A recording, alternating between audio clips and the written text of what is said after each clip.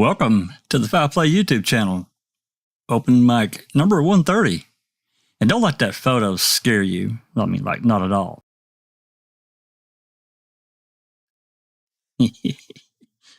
Well, we got a winner. Oh, good Lord.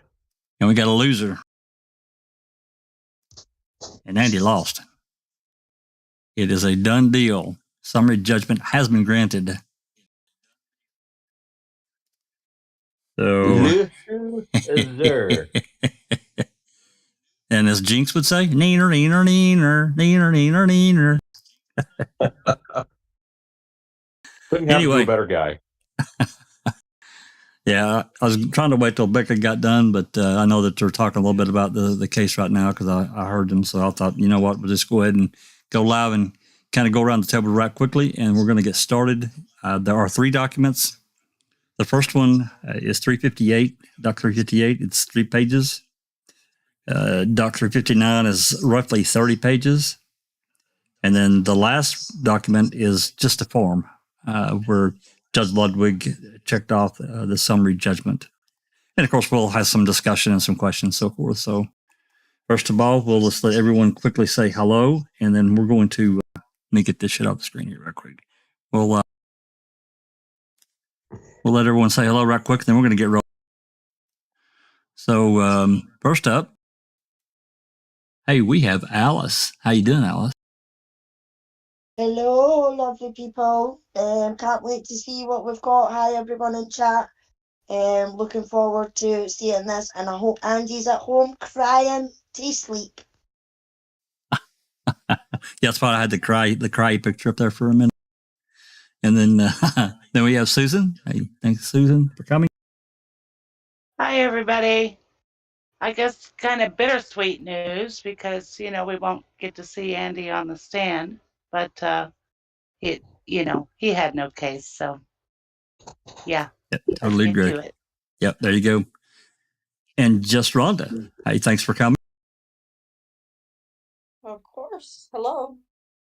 Been looking forward to this, but I will miss seeing him on the stand. Yeah, same here. And Lady Neverly, another West Coast homie. The West Coast homie reporting from Neverly Hills. All is well, and this is so exciting. Woohoo! It is. And thanks for coming to Sappercop. Sapper's going to read for us some tonight. So, hey, thanks for coming, man. Yeah, you're welcome. I got my voice ready. That doesn't sound like you from the last time. Never mind, Sapper. And we may not be done seeing Colborn on the stand. You never know. That's true. There could get a hearing. That's possible. True that. And Dr. Silkman, thank you, sir, for coming. Oh, no worries, Jack 61. And yeah, great to be here and really looking forward to this. And don't forget, tomorrow, Reading with the Crew, where we continue the Andrew Colborn saga. Talk about timing, right, Jack 61? Absolutely. Oh, my God, yes. Yeah, the RAF4 chapter is, oh, my God, is wonderful. Yep, fantastic. It is. Okay, so... Hey, just real quick, I wanted to help Travis out with my comment I made earlier when I mentioned I was disappointed and we didn't know how Andy was going to react. When I say we don't know how he's going to react, I'm referencing is there a chance that he could take this very badly, break from the pack and come talk to somebody? That's what my comment was in reference to. There you go. Yeah, we might as well, before we start reading here, we might as well look and see if there's, any questions. I tried to scam it. I didn't see too much.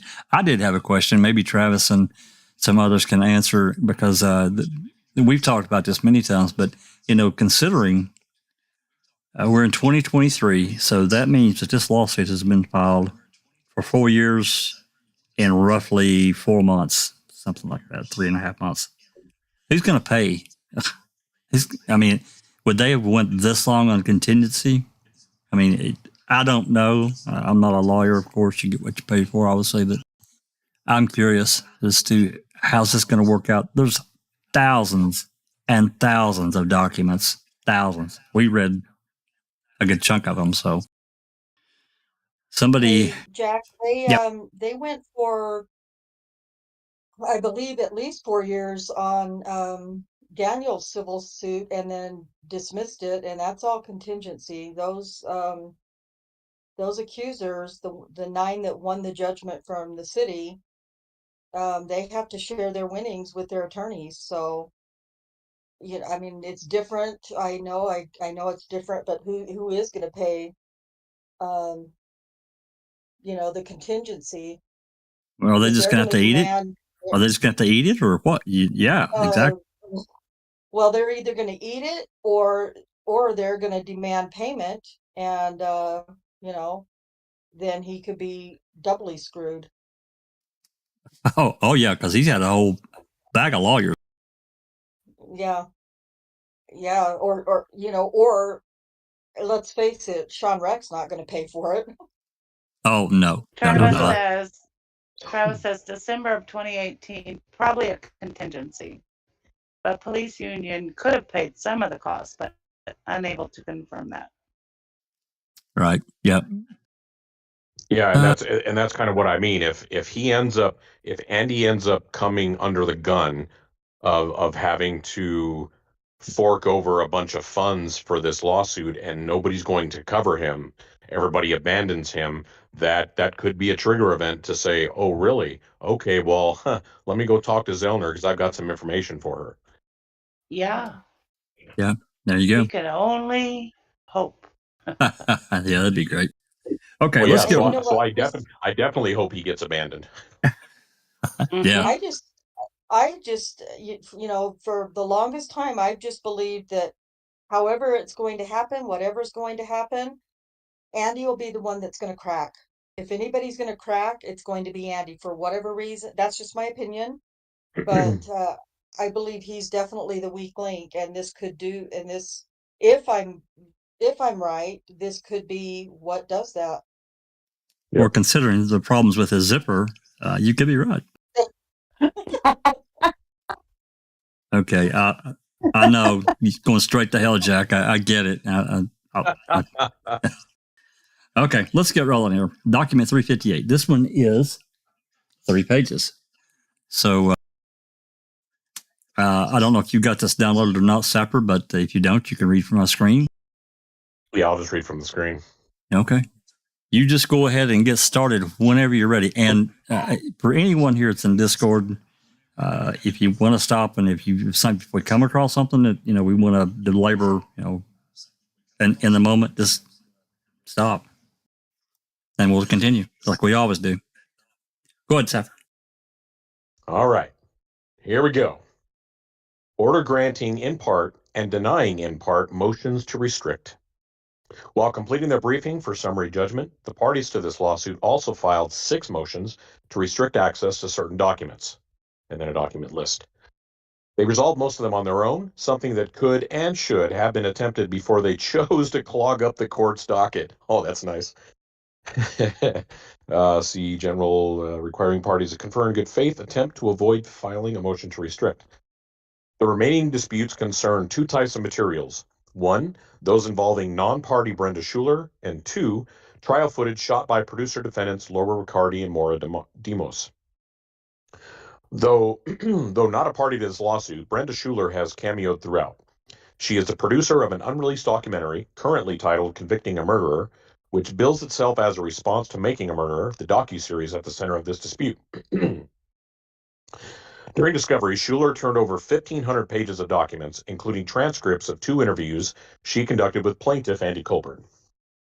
She also sat for a day-long deposition. In her declaration in support of Netflix's motion for summary judgment, attorney Lita Walker attached excerpts from Schuler's deposition testimony as an exhibit.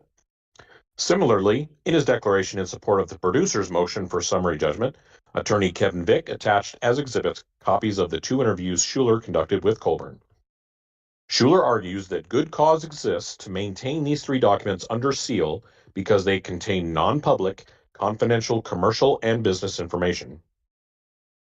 Under general local rule, the proponent of confidentiality must provide sufficient facts demonstrating good cause to continue sealing documents or materials. Schuler has made this showing. Both her deposition excerpts and her interviews of Colborn contain information that may be included in her upcoming documentary.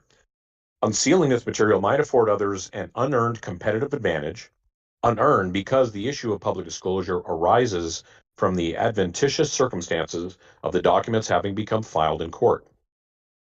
Accordingly, the court will hold these documents under seal pending the release of convicting a murderer. Defendants Riccardi, Demos, and Chrome Media LLC have similarly moved to maintain under seal 35 exhibits that they characterize as proprietary material. Each exhibit attached to Demos's declaration in support of the producer's motion to restrict and attorney April Rockstead Barker's declaration in support of Colburn's response to defendant's motion for summary judgment, wow, that's a mouthful, is a short audio-video clip that Riccardi and Demos either captured during Stephen Avery's 2000 homicide trial or licensed from local news organizations. Aping Schuler, defendants offer 3 reasons that unsealing these clips would afford others an unearned competitive advantage. 1. Riccardi and Demos never intended to release these recordings to any third parties. 2. Riccardi and Demos licensed some of the footage for a substantial fee, and public disclosure would destroy the value of that license. Ooh, that's a good point. And 3. The clips are protected by Wisconsin's reporter privilege. The court is not persuaded that sealing is appropriate for several reasons. First, unlike Schuler, Riccardi and Demos have already released their documentary as well as follow-up. Though they reference the prospect of a 3rd season based on a recently filed post-conviction motion in the Avery case, the existence of this 3rd season is hypothetical at best. It is also not clear why these clips, the substance of which is already mostly captured in the original series, would be especially relevant to that hypothetical project. Second, public disclosure would not destroy the value of the licensed clips. Much, if not all, of that value was extracted when they were incorporated into a resoundingly successful documentary. It is one thing for Schuler to fear that someone may preemptively disclose information she intends to use in a soon-to-be-released film. Even salacious details are less impactful on a second read, so losing priority in the course of a reporting can exact a heavy cost. But Making a Murderer's producers have already capitalized on the licensed clips. Subsequent use will not diminish Making a Murderer's well-established success. Finally, Section 885.14 is intended to protect reporter sources as well information gathered in confidence. It provides that no person having the power to issue a subpoena may issue a subpoena compelling a newsperson to testify about or produce or disclose sources or confidential information that the newsperson collects while acting in their official capacity. The idea that footage of a public trial qualifies as confidential information is tenuous. What's more, the clips in this case were not subpoenaed. Defendants filed them as part of their case. The court is not convinced that Section 885.14's drafters intended for it to apply under these circumstances. Because Riccardi, Demos, and Chrome have failed to show good cause, the court will not maintain any of the 35 clips under seal. Accordingly, it is hereby ordered that the various motions to restrict are granted in part and denied in part. The motions are granted with respect to documents filed at several numbers. The court will hold these documents under seal unless and until convicting a murderer is released. The motions are denied with respect to documents filed, further according to Moss. The remainder of these motions are denied as moot. Dated Milwaukee, Wisconsin, March 10th, 2023. Well, that's what I was saying earlier, Susan, that he maintained the seal on Schuler's documentation, unless I'm just reading that wrong. Is that what you... Specific?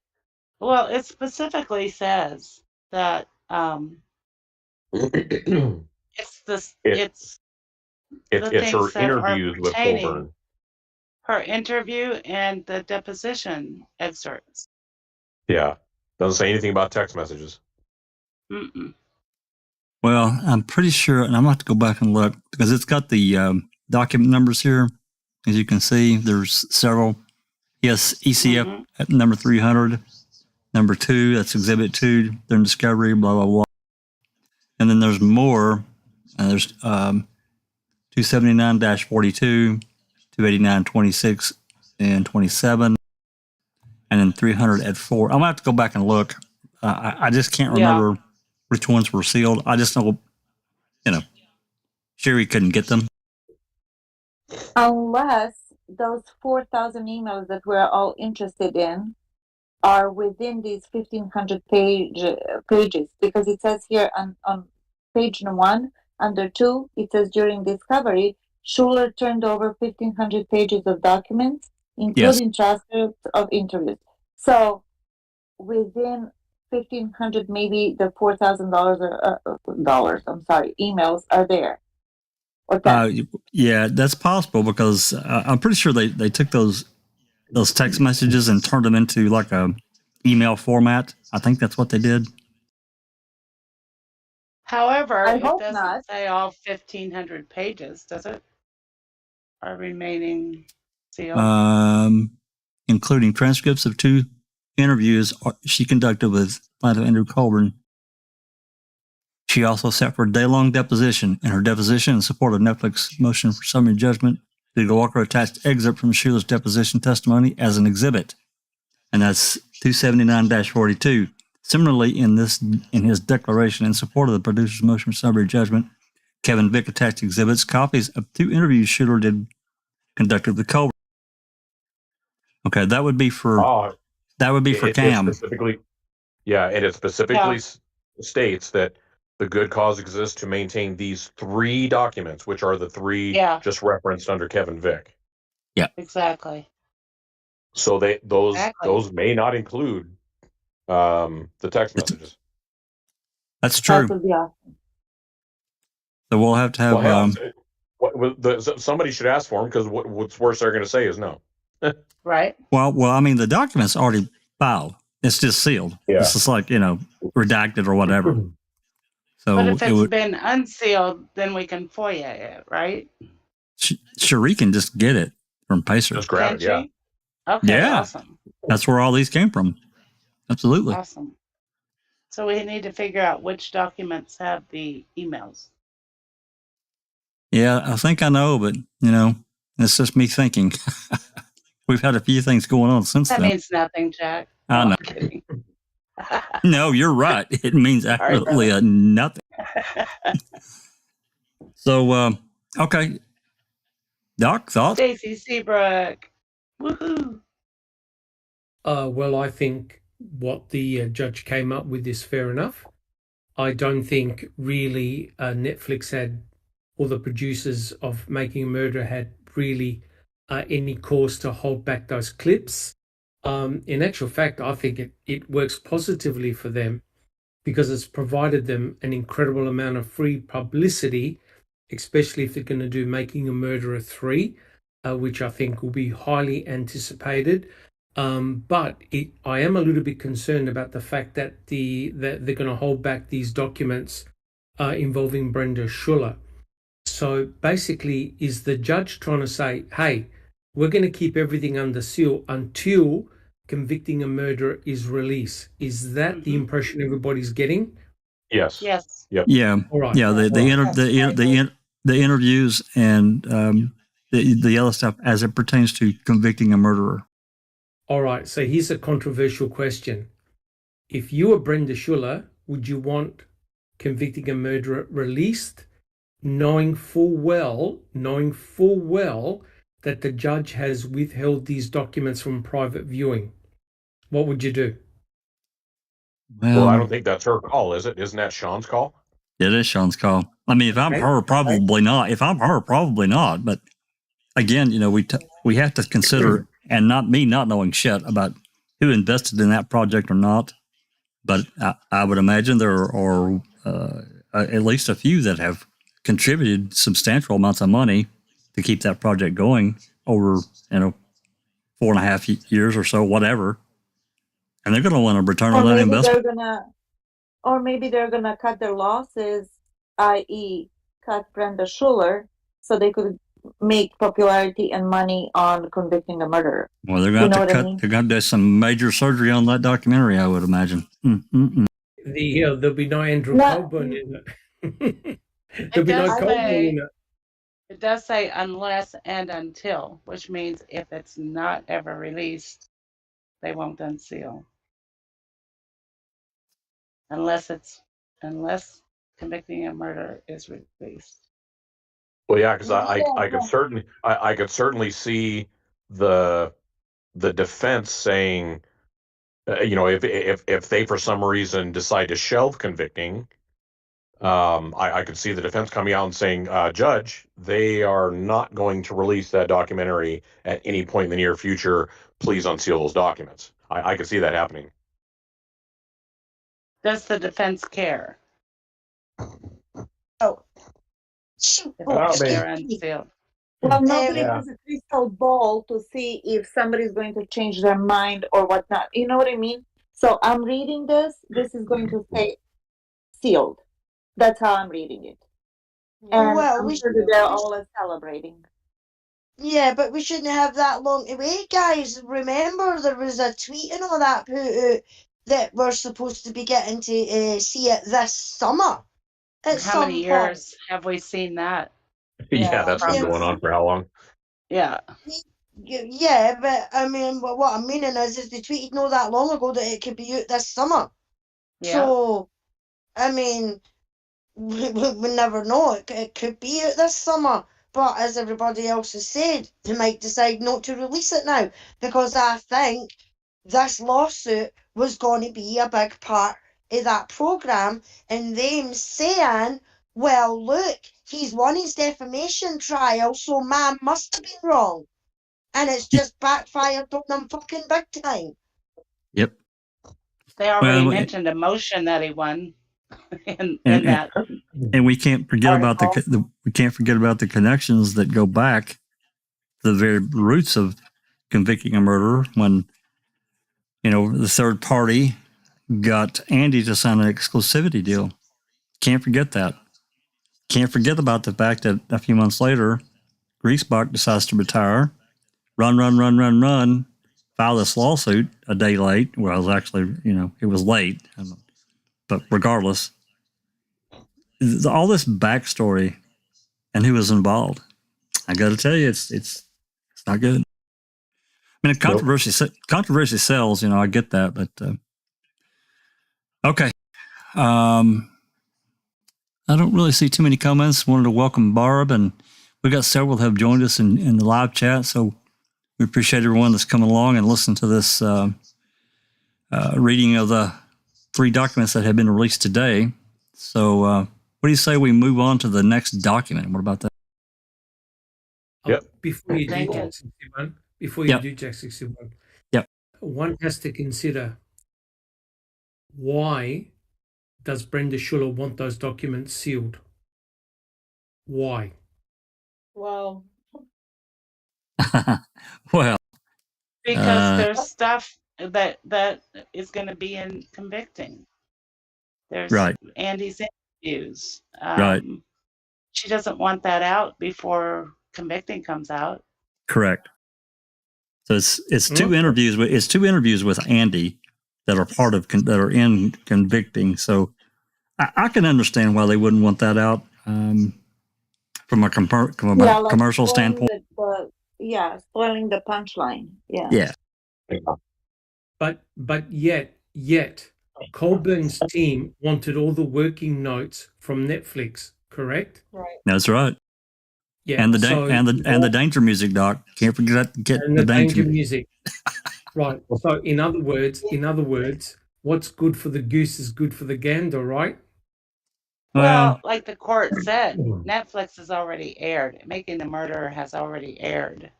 they've made their And- billions out of that, I guess. Yeah. So it's not, something new that we haven't seen. Correct. Yeah. Well, I don't know. I'm sure that they have more than material, more than for 20 episodes. Yeah, but not what they filed in this lawsuit. Well, I According to mean, the court. Well, yeah, I mean, there's clips that that he's saying that basically everything that's been filed under seal has already been seen anyway. Yeah, or at least from the past. Yeah, the bulk of it. So I don't know how much we would learn from what little bit may be left. I don't know until we actually see And it. they're just getting clips. It's not like they're getting all the raw footage they were asking for. Yeah. Okay, so this is the next one. This is 359. I'll make this a little bit bigger, Sappercop, for my old eyes. So, all right, this is, yeah. If there's no more comments or questions, let's go ahead and get rolling on this one. This one is 31 pages. So it's going to probably work out to around 28 or 29. So, Sapper, if you're up for it, you can read some more. You read as far as you want. And when you're ready to take a break, and I'm sure we'll stop at certain points in time anyway. So you continue on whenever you're ready, sir. Order on motions for summary judgment. On December 18th, 2015, Netflix released the 10-part docuseries Making a Murderer and turned small-town Sergeant Andrew Colborn into a household name. He now very much wishes it had not.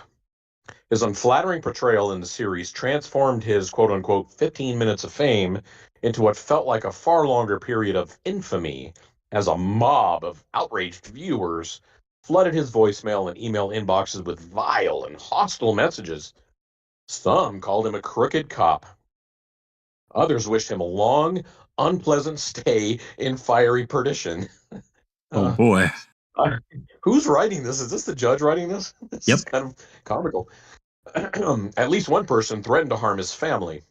Meanwhile, 2,000 miles away, Making a Murderer's producers were basking in accolades and consorting with major media outlets.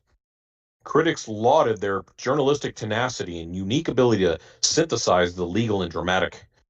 Colborn received no such flattery. As the producers took the stage at the Microsoft Theater to accept their Emmys, he was busy boarding up the front door to his own house. Outraged by what he believed to be grossly unjust, inverted life trajectories, Colborn filed this lawsuit accusing Netflix Inc., Chrome Media LLC, and producers Laura Riccardi and Maura Demos of defamation. All defendants have moved for summary judgment. Colborn has also moved for partial summary judgment on 52 allegedly defamatory statements. The dispositive question is whether Colborn has produced sufficient evidence to make a defamation case out of his admittedly harsh portrayal. He has not. That's finality right there. Yeah. Did you want to read that footnote? Yeah. Mike Hale, review Making a Murderer True Crime on Netflix, New York Times. Website. Oh, there's really nothing there. It's just reference. They're just reviews. Yeah, citations. Making a Murderer. Yeah. The First Amendment does not guarantee a public figure like Colborn the role of protagonist in popular discourse. In fact, it protects the media's ability to cast him in a much less flattering light. So defendants are entitled to summary judgment on all counts. Factual background. Making a Murderer attempts to condense the tumultuous life of convicted murderer Stephen Avery into roughly 10 hours of narratively satisfying television. The series opens in 1985 when police arrested Avery, then only 23 years old but already well acquainted with the criminal justice system, and charged him with attempted murder, sexual assault, and false imprisonment of Penny Bernstein. Though he professed his innocence, a jury accepted Bernstein's eyewitness testimony and convicted Avery on all counts, and a judge sentenced him to 60 years in prison. About 10 years later, in 1994 or 1995, Andrew Colborn, a Manitowoc County Jail Corrections officer, fielded a phone call from a detective in another jurisdiction. The detective relayed that an inmate in the nearby Brown County Jail had claimed responsibility for a sexual assault that Manitowoc County had ascribed to someone else. Colborn transferred the call to Detective Division and, consistent with his own limited position, took no further action. Other members of law enforcement later testify that then Manitowoc County Sheriff Tom Kosurik assured Colborn that authorities had, quote, the right guy. If the call Colborn received was indeed about Stephen Avery, which seems likely but is not established, The sheriff's assurances were utterly misplaced. Manitowoc County did not, in fact, have the right guy. In 2002, using DNA evidence, attorneys for the Wisconsin Innocent Project proved that Gregory Allen, not Avery, was the one behind Bernstein's violent assault. Thus, on September 11th, 2003, 18 years after he was wrongfully convicted, Avery walked free. 1 day later, at his superior's request, Colborn, now a sergeant in the Manitowoc County Sheriff's Office, authored a statement regarding the phone call he had received 8 or 9 years prior. Manitowoc County delivered that statement to the Wisconsin Department of Justice, which reviewed it as part of its investigation into Sheriff Kosurik and District Attorney Dennis Vogel's handling of the Bernstein case. Wisconsin Attorney General Peg Lautenschlager ultimately chose not to charge Kosurik or Vogel, but that did not stop Avery from filing his own lawsuit against who he deemed responsible for his wrongful incarceration. In 2004, he sued both the sheriff and DA, as well as Manitowoc County, for $36 million, alleging they had unconstitutionally withheld exculpatory evidence while he remained in prison. While Avery's civil lawsuit was pending, Teresa Halbach, a 25-year-old professional photographer from Calumet County, Wisconsin, disappeared on business in Manitowoc. On November 3, 2005, Halbach's family filed a missing person report, which investigators relayed to on-duty officers, including Sergeant Colborn. As part of his investigation, Colborn visited Avery's auto salvage and spoke with Stephen Avery himself. He also called dispatch to confirm that the license plate SWH 582 corresponded to a 1999 Toyota registered to Halbach. That 1999 Toyota proved critical to the investigation. On November 5, 2005, authorities discovered it on the curtilage of Avery's property. With Avery now a prime suspect, police obtained a warrant to search his trailer and garage, which Colborn, Manitowoc County Deputy James Link, and Calumet County Deputy Dan Kucharski executed between November 5th and 8th, 2005. On the final day of the search, in a fit of frustration, Colborn violently shook a bookcase located in Avery's bedroom. Moments later, Link discovered the key to Halbach's Toyota lying on the floor. That's The evidence, hilarious. the evidence against Avery then quickly began to mount. Not only did police find his DNA on the key, they also found both his and Halbach's blood inside her vehicle and retrieved her cremains from a burn pit on his property. Now confident in his case, Special Prosecutor Ken Kratz officially charged Avery with homicide on November 15, 2005. Weeks later, graduate film students Laura Riccardi and Maura Demos traveled to Manitowoc and commenced to work on a project that would eventually become Making a Murderer. Pause just for one moment. Let Sappercop get a drink of water and just think about how this judge is writing this. You can tell, I mean, at least I'm getting that he's not a fan of what they did. No, No, at all. and he's not a fan of this case either, at all. I'm sure he's not. Yeah. I'm sure he used it as completely frivolous.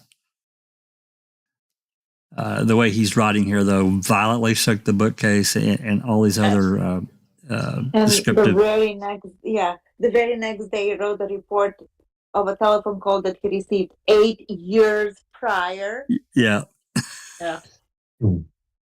absolutely. Doc, any thoughts before we move forward? He didn't mention the zipper part yet.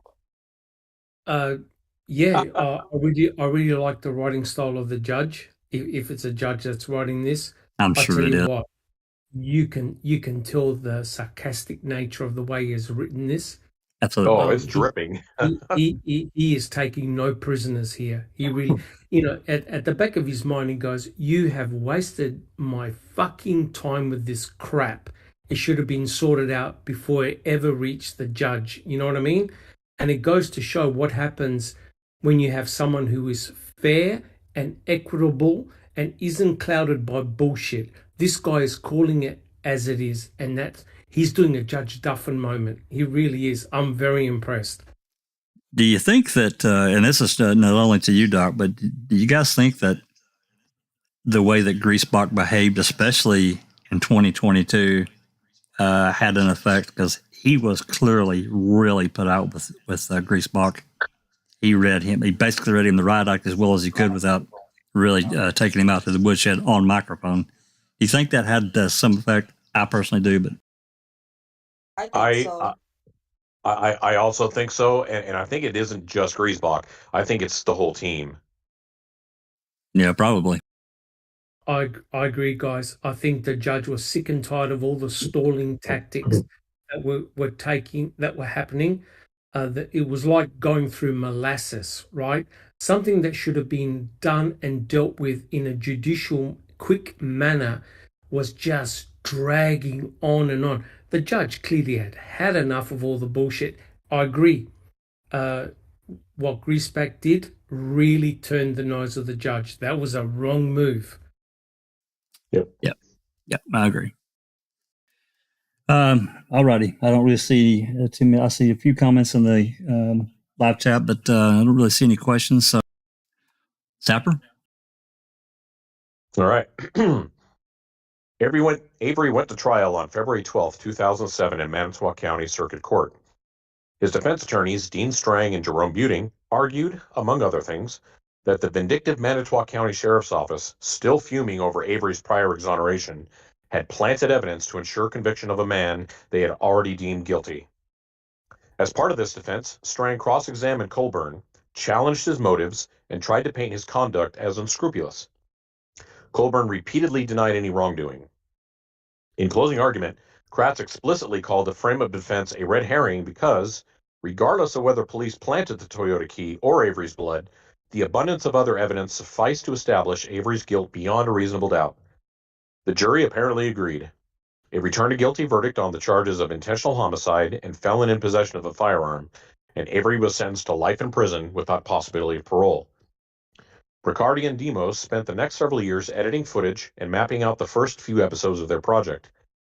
By July 2013, the pair had independently shot 90% of the series and produced rough cuts of the first 3 episodes. 1 year later, impressed with the work, Netflix licensed Making a Murderer. The company appointed Lisa Nishimura, Adam Del Deo, Ben Kotner, and Marjan Javadi to oversee the project.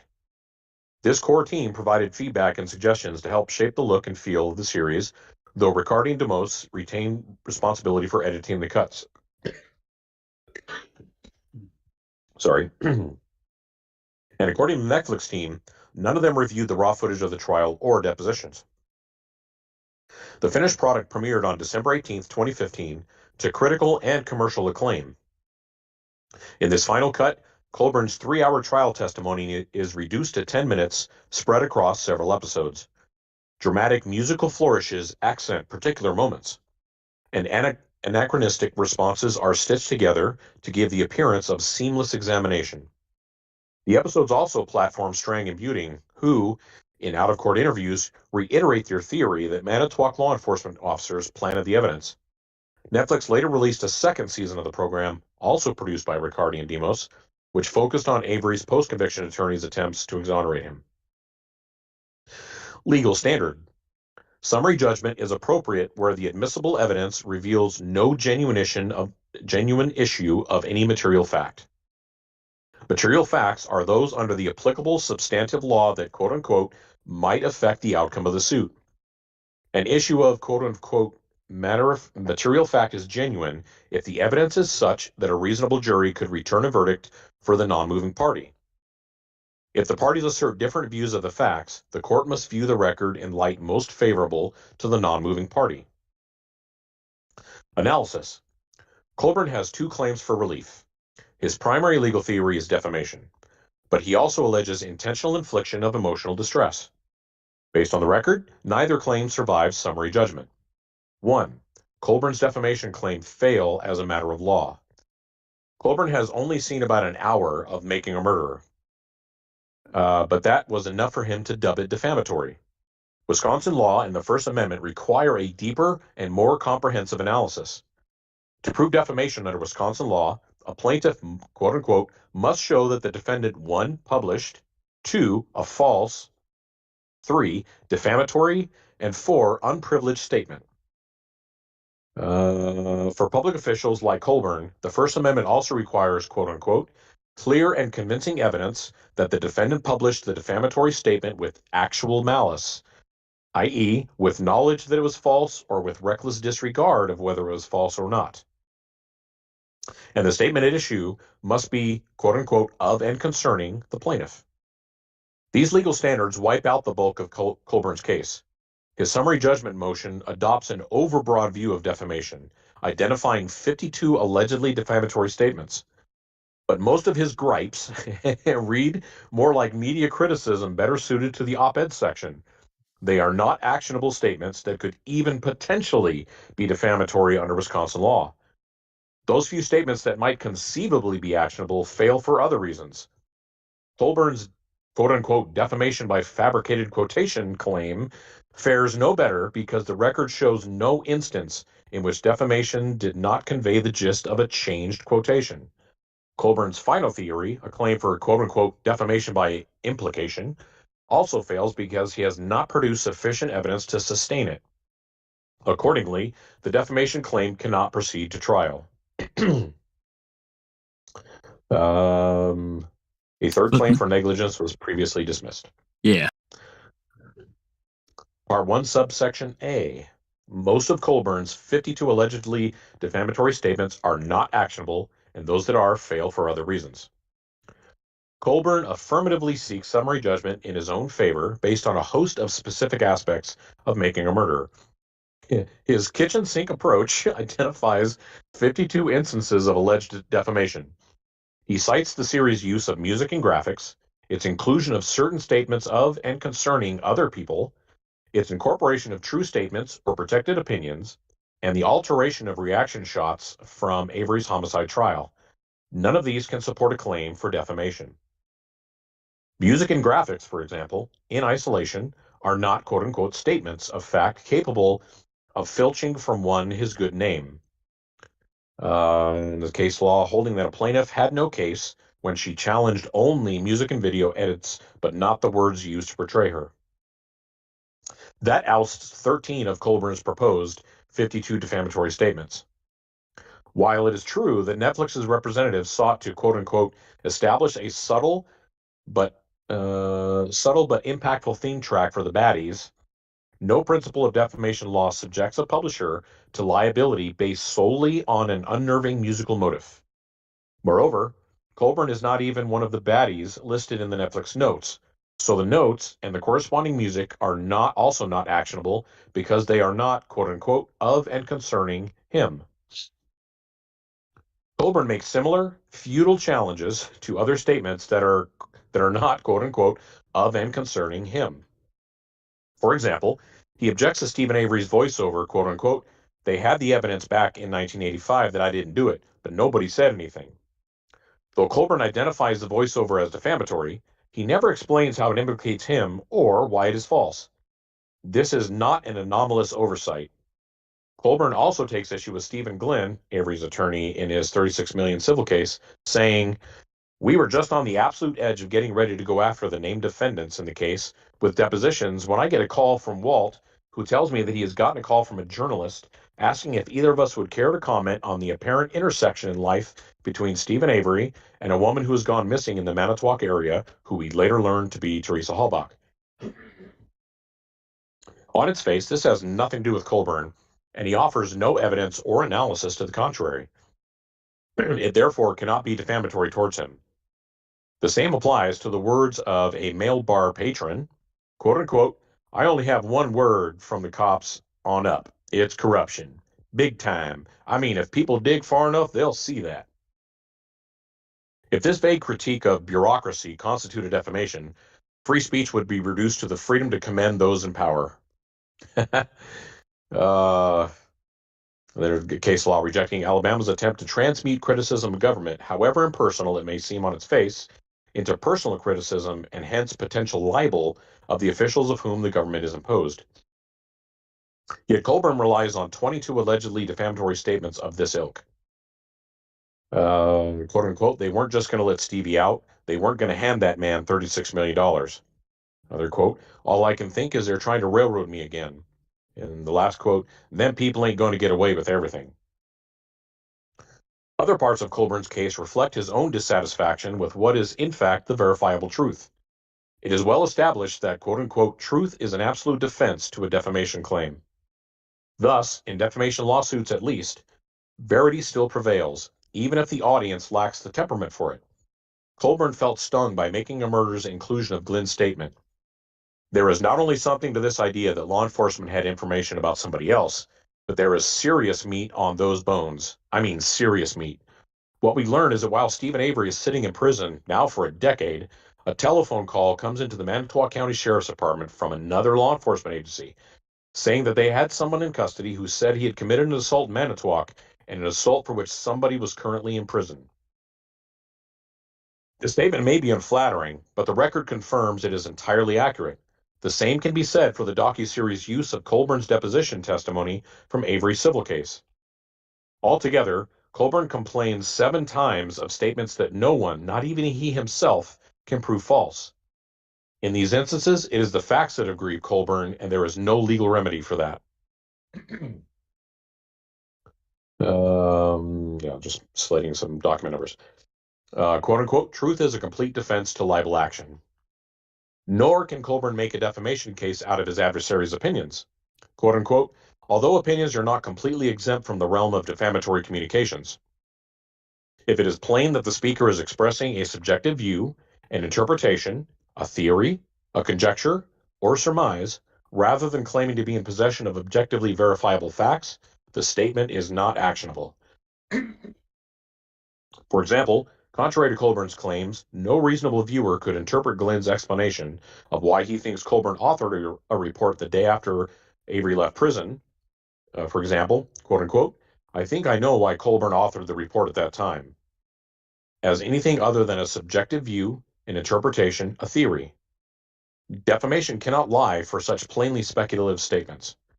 Colborn relies on another 10 similarly subjective opinions as part of his defamation case, but these speculations are not actionable as a matter of law. Equally meritless are Colborn's attempts to turn spliced reaction shots into slander. It is undisputed that the producers experienced technological snafus that rendered the unedited raw footage of the witness box at Avery's trial unusable. As a result, Riccardi and Demos paid local news outlets for access to their quote-unquote mixed feed footage, which cut between counsel, the judge, witnesses, the gallery, and the projection screen. Because the mixed feed did not adopt a steady point of view, it did not always maintain its gaze on witnesses when they stopped speaking. To accommodate for this limitation, the producers occasionally used witness reaction shots from other parts of the trial to fill in the gaps. Colborn contends that rather than choose the most comparable reaction shots, Riccardi and Demos used the corrupted footage as an excuse to insert incongruous scenes that made him appear nervous and uncertain. The problem with this theory is that reaction shots are not falsifiable, quote-unquote, statements capable of defaming their subjects.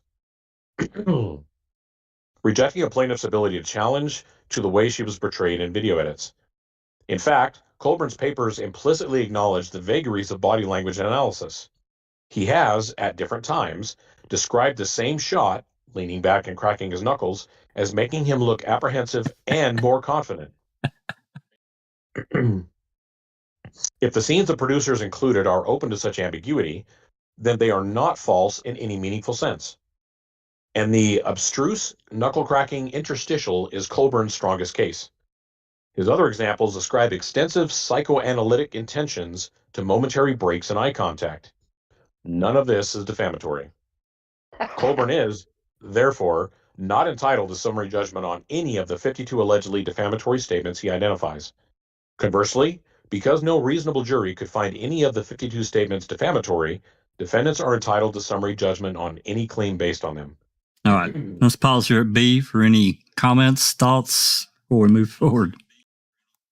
It's just so great. The way Clearly, he's written this. clearly the judge is absolutely put out with this lawsuit from it's dripping with sarcasm, just dripping. And it's exactly what we all thought. Absolutely. Yes, We went over this case. but now it's more laughable the way the judge summarized it to the point without all these 3,000 pages of legal speak. This is just boom to the point, and it just sounds ridiculous what he was claiming. This was not a documentary about Colborn at all. He Like was he a wa- part of it. That's right. He was a part of it, and not even written down as a baddie. Right? And kitchen sink, yeah. And out of Yeah. 52 defamatory, whatever he was saying, that 13 were music. Danger Which are what? not a Danger statement. music. Danger music, Well- Will Robinson. Alice? Yeah. Not just any music, it was danger music. That's right. Yeah.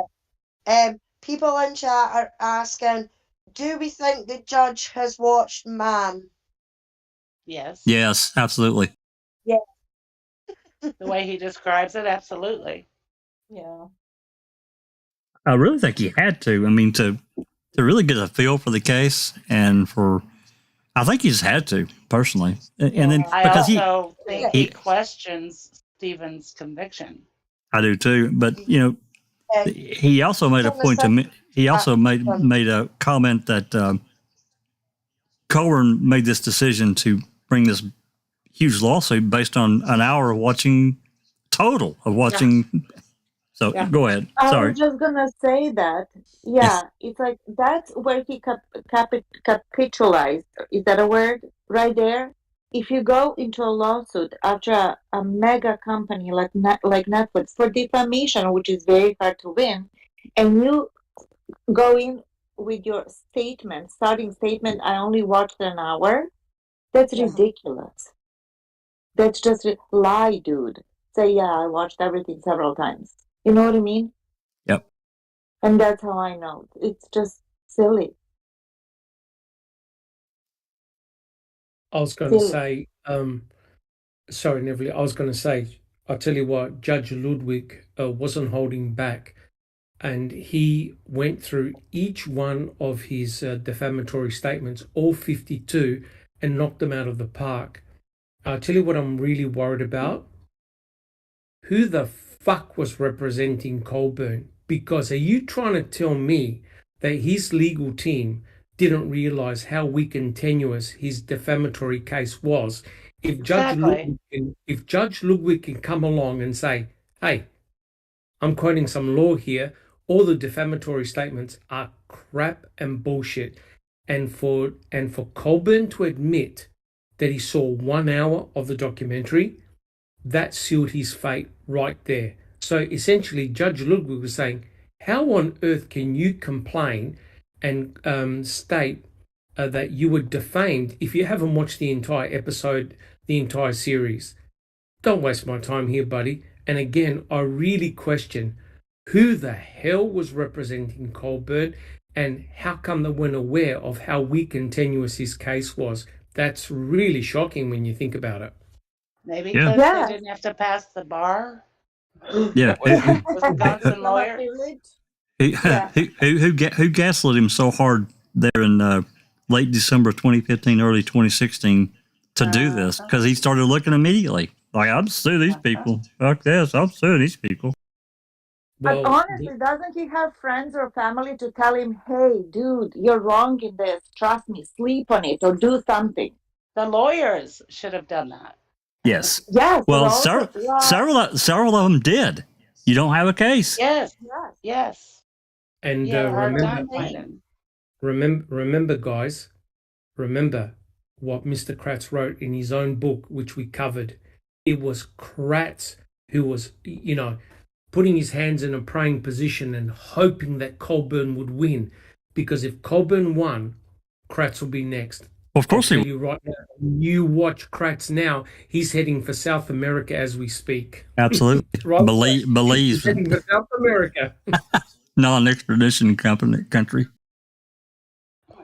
Just think that I was thinking that he possibly was being pushed by Brenda Schuler and those Sean Reck, maybe those involved with convicting.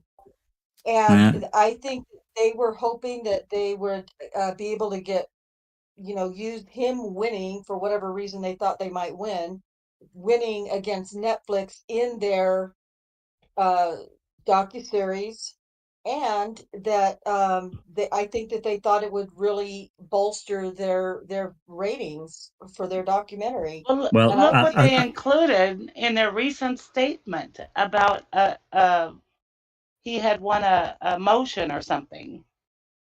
They made Oh, it sound like he won this case. Is Right. what right. they did. Yeah, but but he didn't.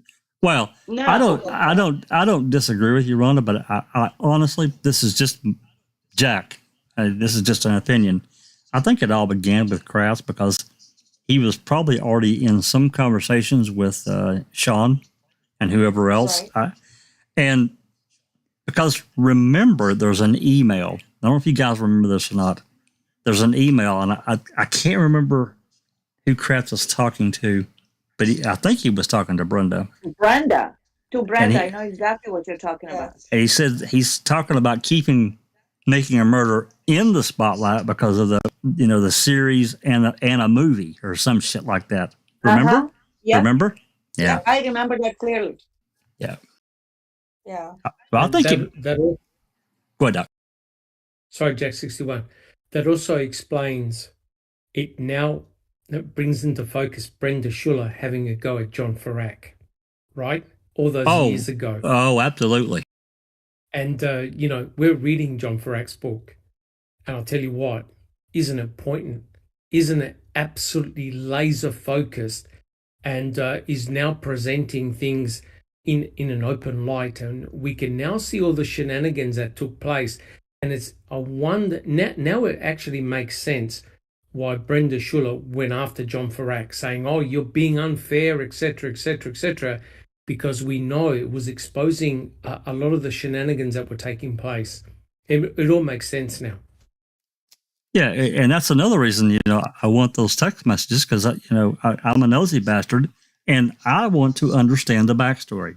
We're about as current as we can be with where we're at now. I want the backstory that's missing. And so we can, it's like these Jody calls, they're not going to solve the case or anything, but they give us a fill-in for time frame. So this is no different. Anyway. Travis asked, anybody remembers what KZ tweeted in December of 2018? I don't. And she tweeted, an early Christmas present when he filed this suit. Something like that. Something to that nature.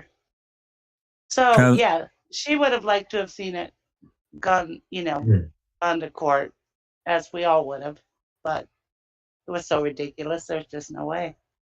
Well, I think she was probably like us. She was probably anticipating that if it went far enough, there would be depositions, and depositions was where Colborn would most likely slip up and say something he shouldn't or isn't supposed to say. But as far as we know, that didn't really happen. Well, we haven't seen his full deposition. No. Travis says, he survived motions to I think that means dismiss. To dismiss. Yeah. So not weakened. Not the weakest case of all. Yeah. The major victory was when Judge Pepper, I think, ruled that AC was a public figure. Yeah, that was Pepper left and Ludwig took over.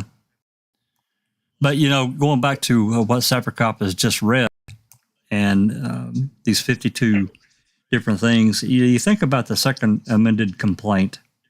And I just remember all the shit we read this past fall. It was ridiculous. They all got shot down. Everything was dismantled. And, you have to think that Greasebox saw that way back earlier this year, June or July, and he's like, you know what? I'm out. I'm done. Mm-hmm. Yeah. Yep. All right. Sapper, you get to continue to read? Or you want I can read. I can do a little bit more. I think probably in the next 20 minutes or so, my girlfriend would be screaming about, why aren't you at the gym? All right. You just read till you're ready to stop or we finish the section and, whenever you want to pass the baton. All righty. Subsection B. Even where making a murderer alters Colborn's testimony, it captures the gist. In addition to challenging the 52 previously identified statements, Colborn's complaint includes a quote-unquote defamation by fabricated quotation theory.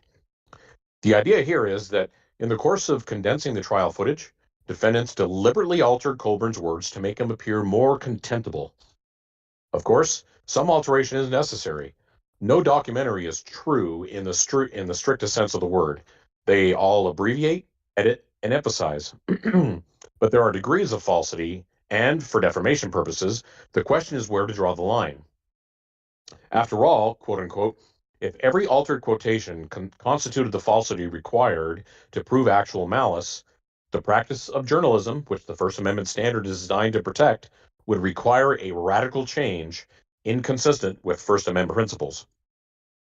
Thus, to protect journalists as well as other voices shouting into the marketplace of ideas, minor inaccuracies are forgiven, quote unquote, so long as the substance, the gist, the sting of the libelous charge be justified. Quote unquote, put another way, a statement is not considered false unless it would have a different effect on the mind of the reader from that which the pleaded truth would have produced. Colborn's position is that making a murderer's use of frankenbites, an industry term for the practice of taking a word from one place and inserting it somewhere else, affected a quote-unquote a material change in the meaning conveyed by his testimony. It is easy to understand how disparate statements, cobbled together and presented as unbroken speech, and I'll break right there to read the subnote there. Though none of the 52 allegedly defamatory facts Colborn incorporates in his motion for summary judgment are individually actionable, they will be considered in the aggregate as part of his overall claim for defamation by implication in Part 1C. Cobbled together and presented as unbroken speech might produce bastardized remarks that alter or even undermine the meaning of the original statements. But the theoretical possibility of defamatory editing is not enough to carry Colborn's burden. Instead, he must cite specific instances where making a murderer edited his testimony and changed its meaning in a defamatory fashion. Swapping in "no, sir" for "no, I don't" obviously does not suffice. Excising similarly trivial revisions, the frankenbites Colborn identifies fall into four baskets. 1. Those concerning the 1994 or 95 phone call. 2. Those concerning the 2005 call to dispatch. 3. Those concerning the discovery of the Toyota key. And 4. Those taken from Colborn's deposition in Avery's civil case. The court will evaluate them in turn. Number 1. Edits to Colborn's testimony about the 1994 or 95 phone call. At trial, Colborn testified, in 1994 or 95, I had received a telephone call when I was working as my capacity as a corrections officer of the Manitowoc County Jail. The telephone call was from somebody who identified himself as a detective. And I answered the phone, Manitowoc County Jail, Officer Colborn. Apparently, this person's assumption was that I was a police officer, not a corrections officer, and began telling me that he had received information that somebody who had committed an assault in Manitowoc County was in their custody, and we may have somebody in our jail on that assault charge that may not have done it. I told this individual, you're probably going to want to speak to a detective, and I transferred the call to a detective, to the detective division at the Manitowoc County Sheriff's Department. That's the extent of my testimony. Making a Murderer condenses this testimony. In 1994 or 95, I had received a telephone call when I was working as my capacity as a corrections officer in the Manitowoc County Jail. The telephone call was from someone who identified himself as a detective and began telling me that he had somebody who had committed an assault in Manitowoc County was in their custody, and we may have somebody in our jail on that assault charge that may not have done it. I told this individual, you are probably going to want to speak to a detective, and I transferred the call to a detective. Nothing in the abridged version of Colborn's statement, quote unquote, differs materially meaning from the original so as to create an issue of fact for a jury as to falsity. Making a Murderer's edits eliminate redundancies.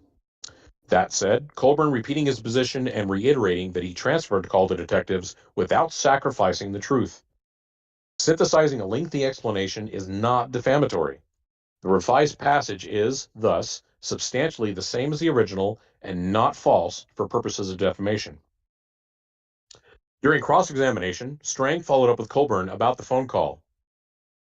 Strang, while we're on Stephen Avery and your reports about him, that phone call, the phone call you took way back in 94 or 95 when you were working in the jail, the phone call where a detective from another law enforcement agency told you you may have the wrong guy in jail, that one?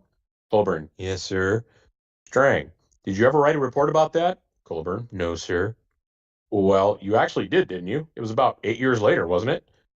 Colborn, I wrote a statement on it, yes, sir. Strang, you wrote a statement after Sheriff Peterson suggested that maybe you should? Colborn, yes, sir. Strang, you wrote that statement in 2003 about the 1994 or 95 telephone call? Yes. You wrote that statement in 2003, the day after Stephen Avery finally walked out of prison, didn't you? Colborn, I don't know what day that Stephen was released from prison, but I wrote the statement in 2003.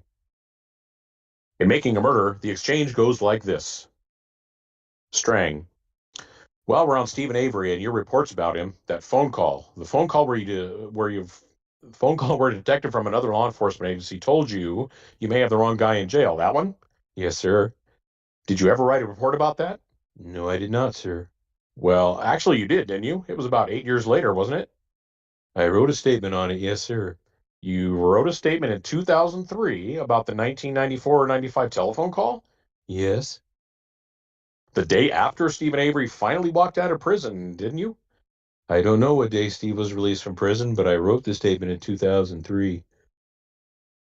Both versions convey the same substance, that Colborn wrote a report about a phone call 8 years after he received it, around the time of Avery's exoneration. The only notable difference is that Making a Murderer omits Sheriff Peterson's suggestion that Colborn draft the report. This hardly makes the testimony false, especially considering that by this point in the docuseries, Stephen Glenn has already told viewers that the sheriff ordered a report from Colborn and Link. Oh boy, I'm going to have Kratz here. On redirect, Special Prosecutor Kratz and Colborn had the following exchange regarding the phone call. Kratz, As you look back in 1994 or 95, if you would have written a report, what would it have been about? Colborn, that is why I didn't do one. I don't know what it would have been about, that I received a call and transferred it to the detective division. If I wrote a report about every call that came in, I'd spend my whole day writing reports. Did this person ever identify the individual that they were talking about? No, sir, there were no names given. Let me ask you this. As you sit here today, Sergeant Colborn, do you even know whether that call was about Mr. Stephen Avery? No, I don't.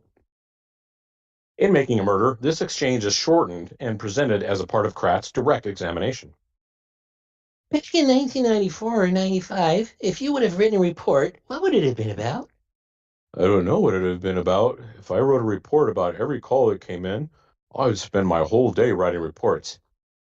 Let me ask you this, Sergeant Colborn. Do you even know whether the call was about Mr. Stephen Avery? No, sir. This, too, adequately captures the gist of Colburn's testimony. That was fantastic. It was. I'll never be in Hollywood, unfortunately, but, I try. The identity of the potentially wrongfully incarcerated individual who was the subject of the 1994 or 95 phone call was not established during that call, so Colborn had nothing to write a report about. Both the original and edited passages reflect that Colborn lacked the necessary information to make a report worthwhile.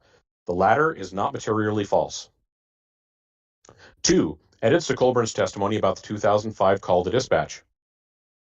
During Avery's trial, Strang played Colborn an extended recording of his November 3, 2005 call to dispatch. During the call, Colborn gave the dispatcher Hallbach's license plate number and asked to confirm that the car was a 1999 Toyota. Recapping the call, Strang initiated the following exchange. Strang, and the dispatcher tells you that the plate comes back to a missing person or woman? Yes, sir. Teresa Hallbach mispronounces the last name, but you recognize the name? Yes, sir. And then you tell the dispatcher, oh, 1999 Toyota? Or excuse me, 99 Toyota? No, I thought she told me that. Strang then replayed the audio and said, actually, you who suggests this is a 99 Toyota? I asked if it was a 1999 Toyota, yes. And the dispatcher confirmed that? Yes. Making a murderer excludes Colborn's admission of his mistake. Colborn believes that omission defamatory and cites to an uncommon online source to prove it. According to Redditor, you docuseries fan, the way the docuseries presented the testimony left viewers with the misimpression that Colborn, quote unquote, didn't have much of a response after Strang played the recording twice. There are two problems with relying on this kind of evidence. First, defamation is, mercifully, not proven in the bowels of social media websites, especially niche subreddits. No publisher is required to, quote unquote, guarantee the truth of all the inferences a viewer might reasonably draw from a publication. Second, and more importantly, Making a Murderer got the sting of the portion of testimony right. An inaccuracy is not a falsehood under defamation law unless it, quote unquote, would have a different effect on the mind of the reader from that which the pleaded truth would have produced. The reality is that Colborn did not actually have much of a response after Strang replayed the dispatch audio.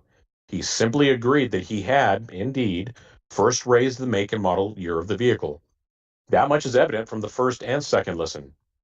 Omitting one sentence restating the obvious and instead segueing directly into the line of questioning did not injure Colborn's reputation any more or less than a verbatim reproduction would have done.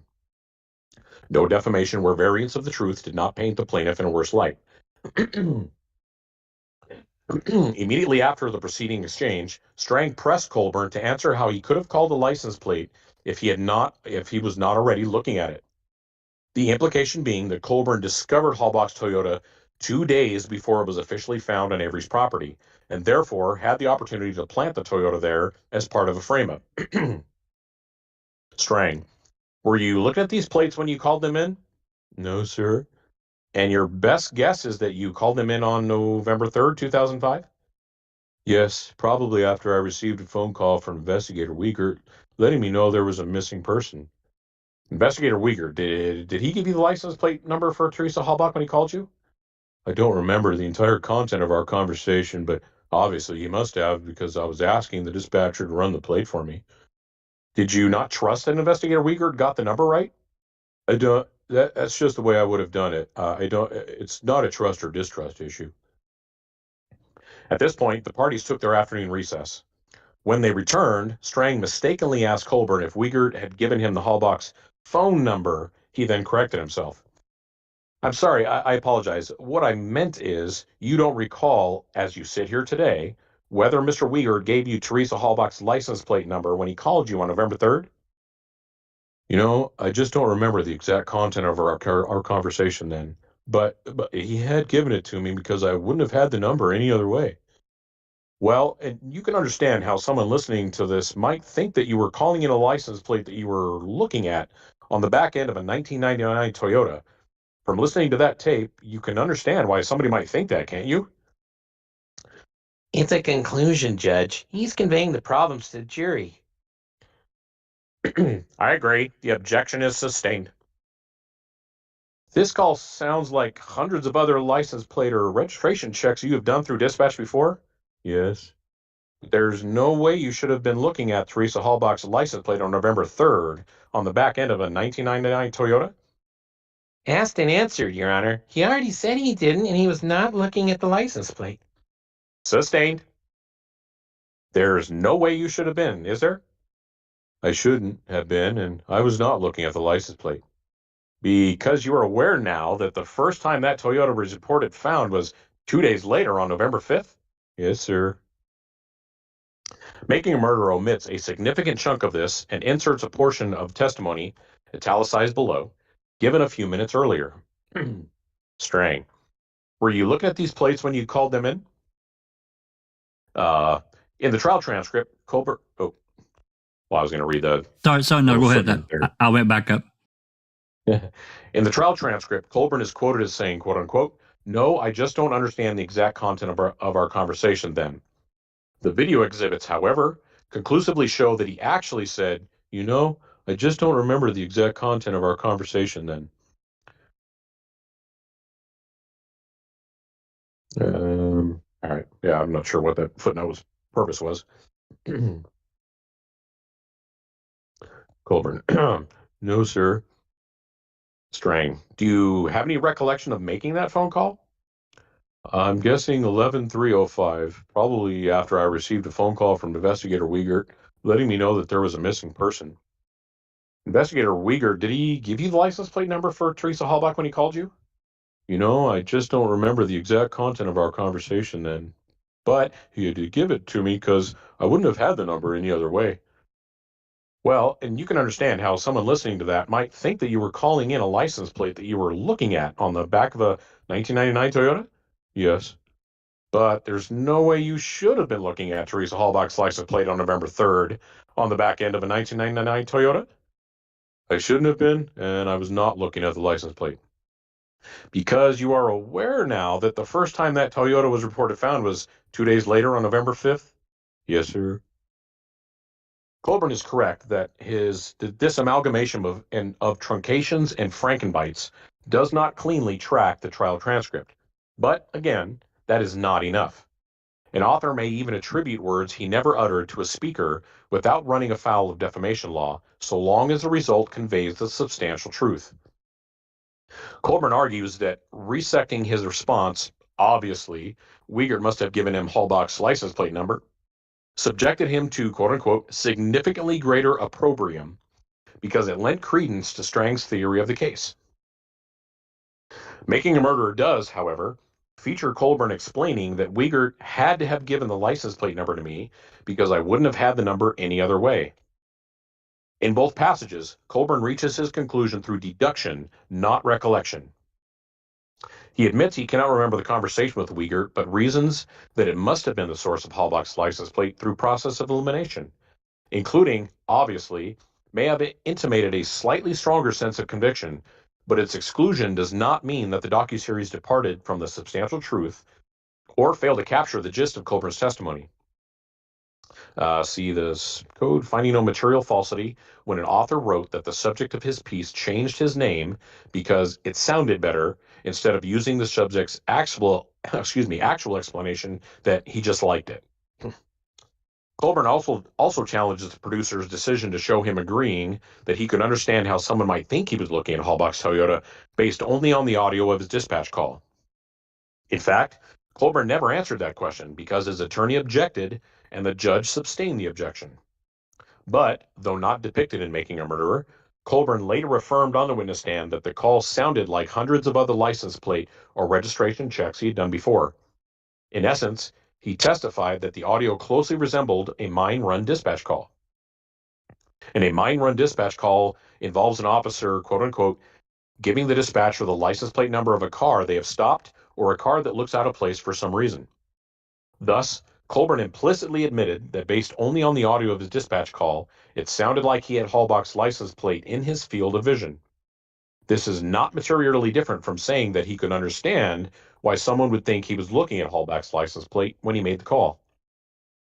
On top of this, Making a Murderer includes Colborn forcefully denying that he ever saw Hallbach's vehicle on November 3rd, 2005. In context, this captures the sting of his testimony. Wiegert must have given him the license plate number, and although it sounded like he was reading the license plate number off a car, he was not, in fact, doing so. I need to take a break. Okay, well, we can discuss for a minute. And I wanted to anyway, because I wanted to insert the fact, and I've bitched about this 100 times, Colborn received an alert at 6:53 p.m. on November 3rd. It had all the information about Teresa Hallbach, including the license plate number. And it was never mentioned. And, for whatever reason, who knows if String and Buick had received, incident number 8844 and could see exactly the series of events that transpired during the radio transmissions that evening. So that wasn't the only way he could have gotten the information. He could have gotten it from the alert. Well, did he? I don't know. There's too many unanswered questions. Yep, I agree.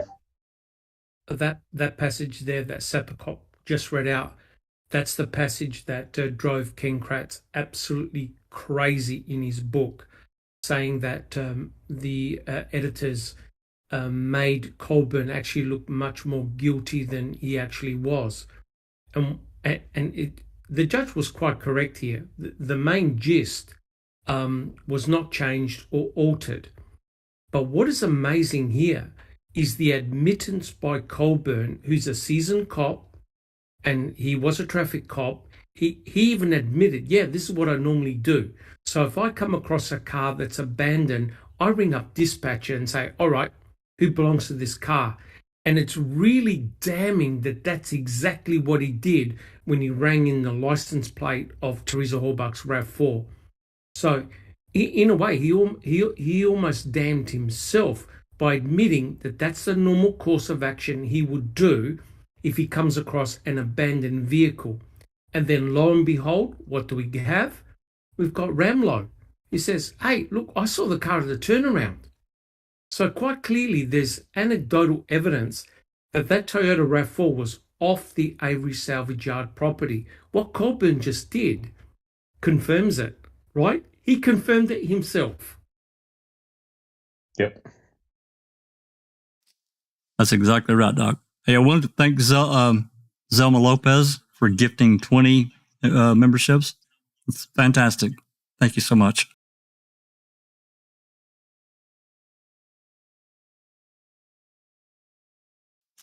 All right, Sapper, do you want to continue to read, or do you want to take a break? No, I'm being hauled to the gym. Okay, so you got a jet. I understand. Hey, I do, yeah. It's okay. You did a fantastic Thank you job. for that. Yeah, Fantastic read. yeah. For the trading of voices, it was really, really good. Really good. Hopefully, I captured the essence of Kratz. You did. You did. And You did. Colborn. Okay. Susan, are you up for reading a bit? Sure, I can read a little bit. We've got roughly, I'm guessing, about 12 pages left, so you can read till we take another little break or whatever. So you can start on number 3. And if you want to, I'm willing to read Colborn, or you can pick someone else to read Colborn, and then we can trade back and forth. That way, you can do the Kratz voice, and Why don't you read Colborn? I'll do it. Okay. Number 3, edits to Colborn's testimony about discovering the Toyota key. On direct examination, Kratz and Colborn had the following exchange. Have you ever planted any evidence against Mr. Avery? That's ridiculous. I have not. Have you ever planted any evidence against anybody in the course of your law enforcement career? I have to say that this is the first time that my integrity has ever been questioned, and no, I have not. Making a Murderer fuses this into a single question and response. Have you ever planted any evidence against Mr. Avery? I have to say this is the first time my integrity has ever been questioned, and no, I have not. This neither materially altered Colborn's testimony nor exposed him to significantly greater opprobrium. Making a Murderer communicates in 2 lines what the trial transcript conveys in 4. That is narrative efficiency, not defamation. Number 4. Edits to Colborn's deposition in Avery's civil case. During his deposition, Glenn asked Colborn whether he had spoken to anyone about the 2003 statement he authored regarding the 1994 or 95 phone call. Glenn: and do you recall any further conversations with Sheriff Peterson about the subject matter? No. How about any meetings with District Attorney Rohr about this subject matter? And again, I mean the subject matter of Exhibit 138 that we've been discussing. No, I've never had a meeting with District Attorney about this. Okay. How about an assistant district attorney named Mike Griesbach? Never had a meeting with Mike Griesbach about this. Have you ever had any conversations with anybody else other than Sheriff Peterson and Lieutenant Link about the subject matter of Exhibit 138? Ever discuss it with anyone else? Any other officers, any friends, any family? Not that I can specifically recall. I may have mentioned it to other people, but I don't really recall doing it. That is, as you're sitting here today, you don't have any specific recollection of discussing it with anybody else? No, sir. But you're not ruling out the possibility that you may have discussed it. No, I'm not ruling out that possibility that I may have discussed it with someone else, but I can't specifically tell you names of people that I may have mentioned this to. Have you ever had any conversations with anybody else other than Sheriff Peterson and Lieutenant Link about the subject matter of Exhibit 138? Ever discuss it with anyone else, any other officers, any friends, any family? Not that I can recall specifically. Not that I can specifically recall. I may have mentioned it to other people, but I don't recall doing it. The docuseries then transitions to edited excerpts from the depositions of Manitowoc County District Attorney Mark Rohr and Manitowoc County Chief Deputy Eugene Couchet, the pencil. Walt Kelly, another of Avery's lawyers in the civil case, and Rohr are shown having the following conversation. You be Rohr. Okay. At the time that you received information from the crime lab telling you that Gregory Allen was inculpated in the sexual assault of Miss Bernstein, did you have conversations with any people in the sheriff's office? Yes.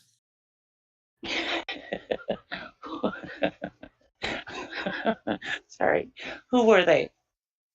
Andy Colborn and Jim Link had information he had received.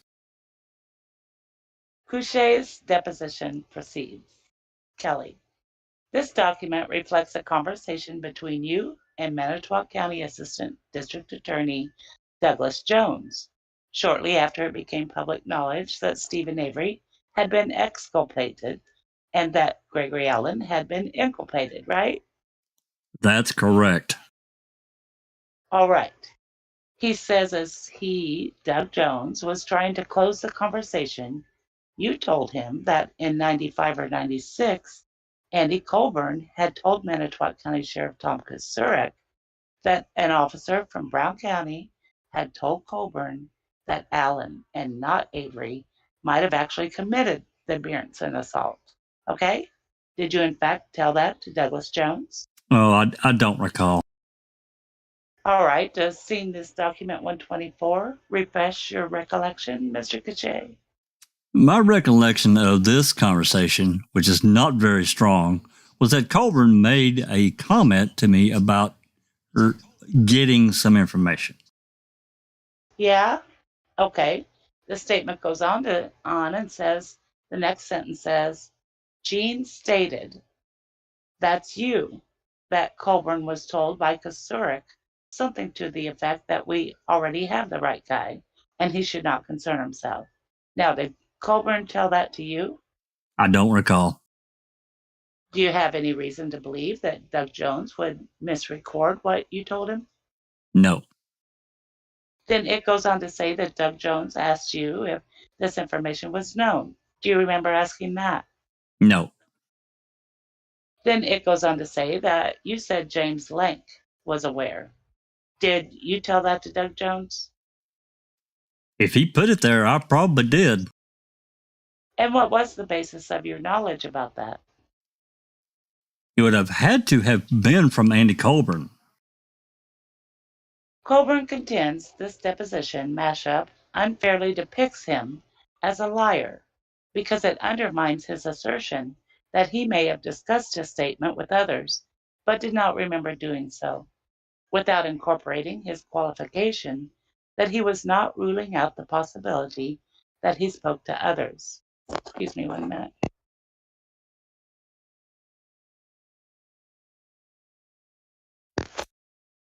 This effort, like so many of Colborn's attempts to construct a defamation claim, fails because the docuseries provides a reasonably accurate summation of the gist of the underlying statement.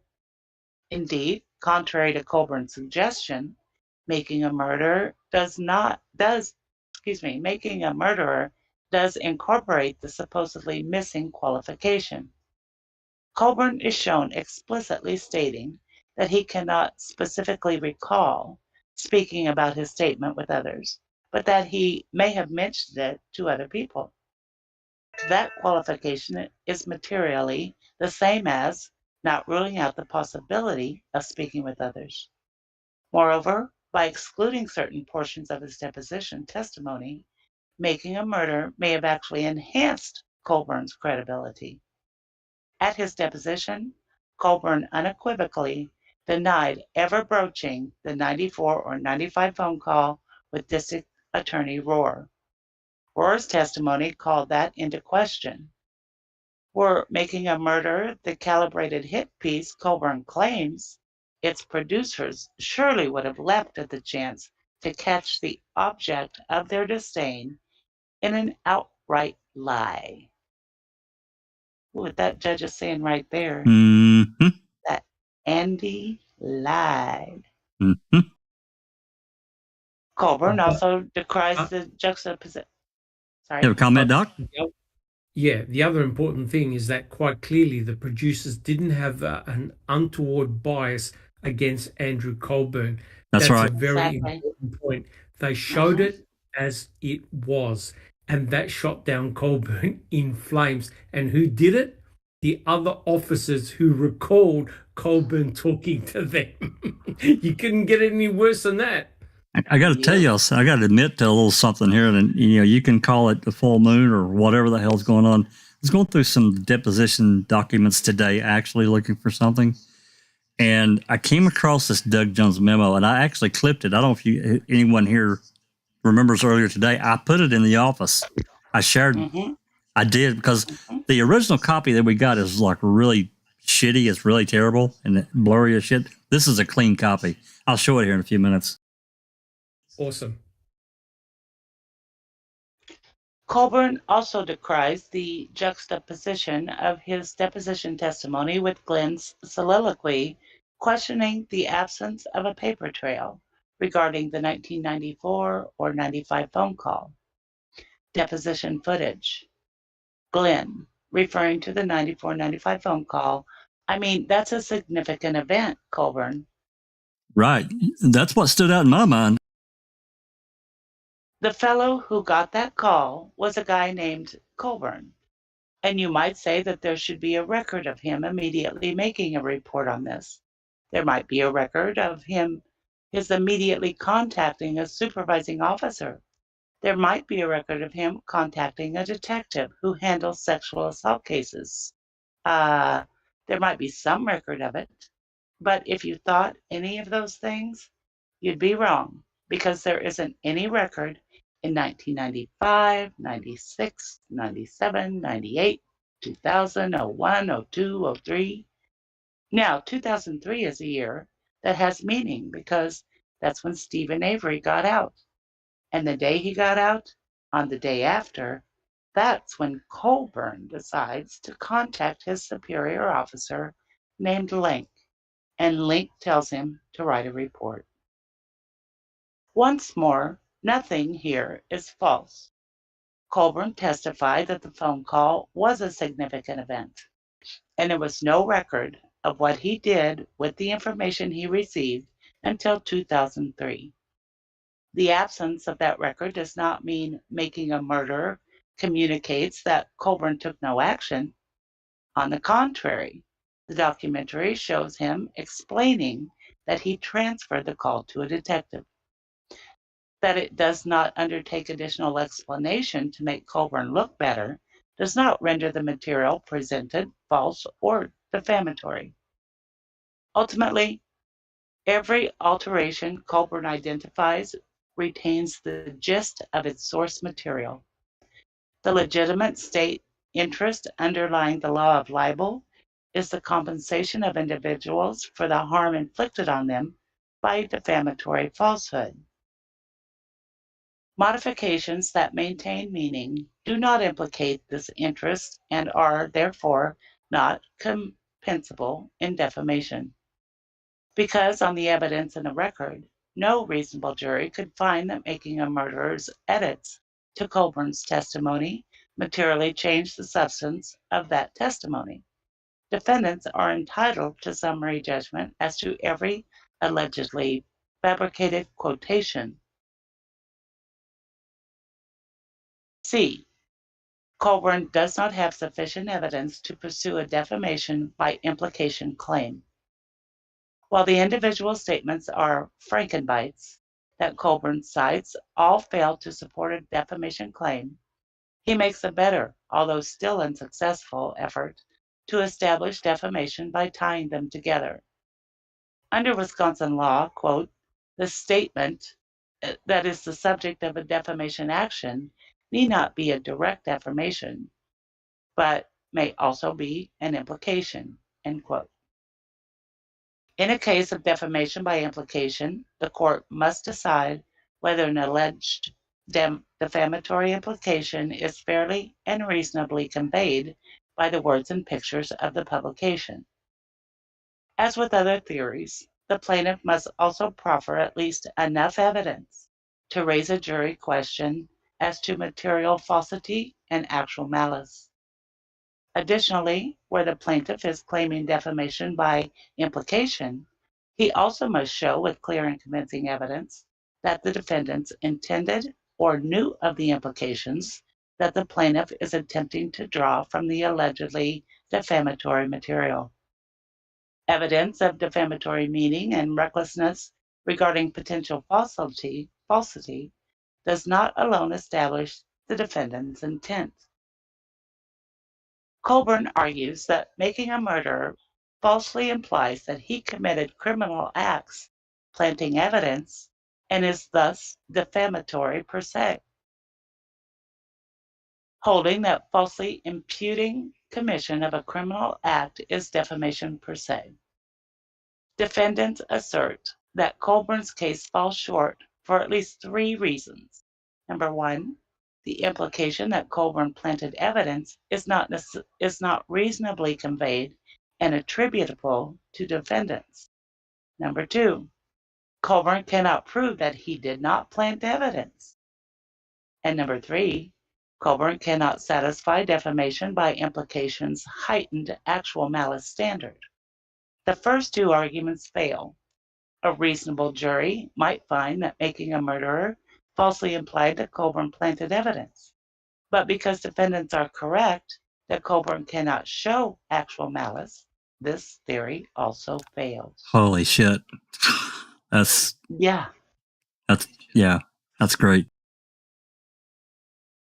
He can't prove he didn't do it. Yeah, that's right. But that's right. There is no test for planting, right? And it goes both ways.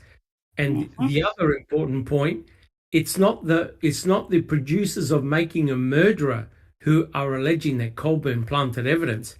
It's the freaking defense. That's right. That's exactly right. Right? That Colborn has seemed to have forgotten this, that he was accused by the defense team, not by the producers of Making a Murderer. Exactly. Right, and by simply showing what the defense's strategy was, that's not defamation. No, because that is the strategy that the defense team came in with, right? That's right. The blood, everything was planted, right? So the producers are merely reporting what is unfolding during the trial. They had no influence on how the trial went, and they had no influence on the jurors and the outcome of the trial. Right, and the defense theory, yeah. Well, and also, String and Buting were doing what Avery wanted. That was what he wanted. That was his thing from the very beginning. So, while we're stopped here, we might as well take a little break and see if there's any comments or questions. I haven't been following because I've been scrolling. Alice or anyone, Rhonda, have you guys seen anything, any questions or whatnot, comments that we need to discuss right quick? Really see any questions, just everybody commenting. Yeah, I don't know if Alice has seen anything. Yeah, I've been trying to kind of glance at my iPad so I can see the comments, but I really hadn't seen any questions, but I can't always really follow them. So No, not really. Not really questions. Just Travis and Comment. Neverly were asking about the girlfriend. Dreamscape Girlfriend. says the lawsuit is highlighting Andy's guilty conscience. The judge is repeatedly pointing out that Mam depicted exactly what he said, and it doesn't reflect well on him. I see that. Yes, I completely agree with that. Yes, Travis was asking about where his Andy's girlfriend was. You know, the one that he left the wife for. Uh-huh. Where she is? Did we know if that she was still with him? Didn't he end up marrying her, Jack? Do you remember? I think so. I think he so. did. Yeah, I know that he moved out originally, then because of, I guess, financial hardship. This is after him and his wife split up. Then he moved back in for like a month, and then him and the girlfriend moved in together. Yeah, that sounds right. Anything else, Alice? His own Ali's softball life. She says his own actions made it easy for the defense to use that. Yeah, I mean that's exactly it. I mean, he's saying that Mam's done this and Mam's done that. I mean, no, Mam has just showed what the corruption is like in Manitowoc and how far it goes up the chain. Because it's not just your prosecutors, it's your judges in that as well. I mean, and I include Judge Fox in that as well. Because when Brendan was telling him that he didn't want Kaczynski as his lawyer, and said to Brendan, why? That put Brendan in an awful situation, you know, because it's not like the Wayne could come out and turn around and say, well, he's a fucking idiot and I don't want him representing me. You know what I mean? And then when the judge found out that he wasn't there or something like that for his client, if I'm remembering correctly, or it was the statement that he made on the news about Brendan, was when Judge Fox decided to remove Kaczynski or let Brendan remove Kaczynski. You Was that know, after O'Kelly? was it after O'Kelly? I knew it was. I knew it O'Kelly was one name. Yeah, I knew it was something like that. It was O'Kelly or the statement or something like that.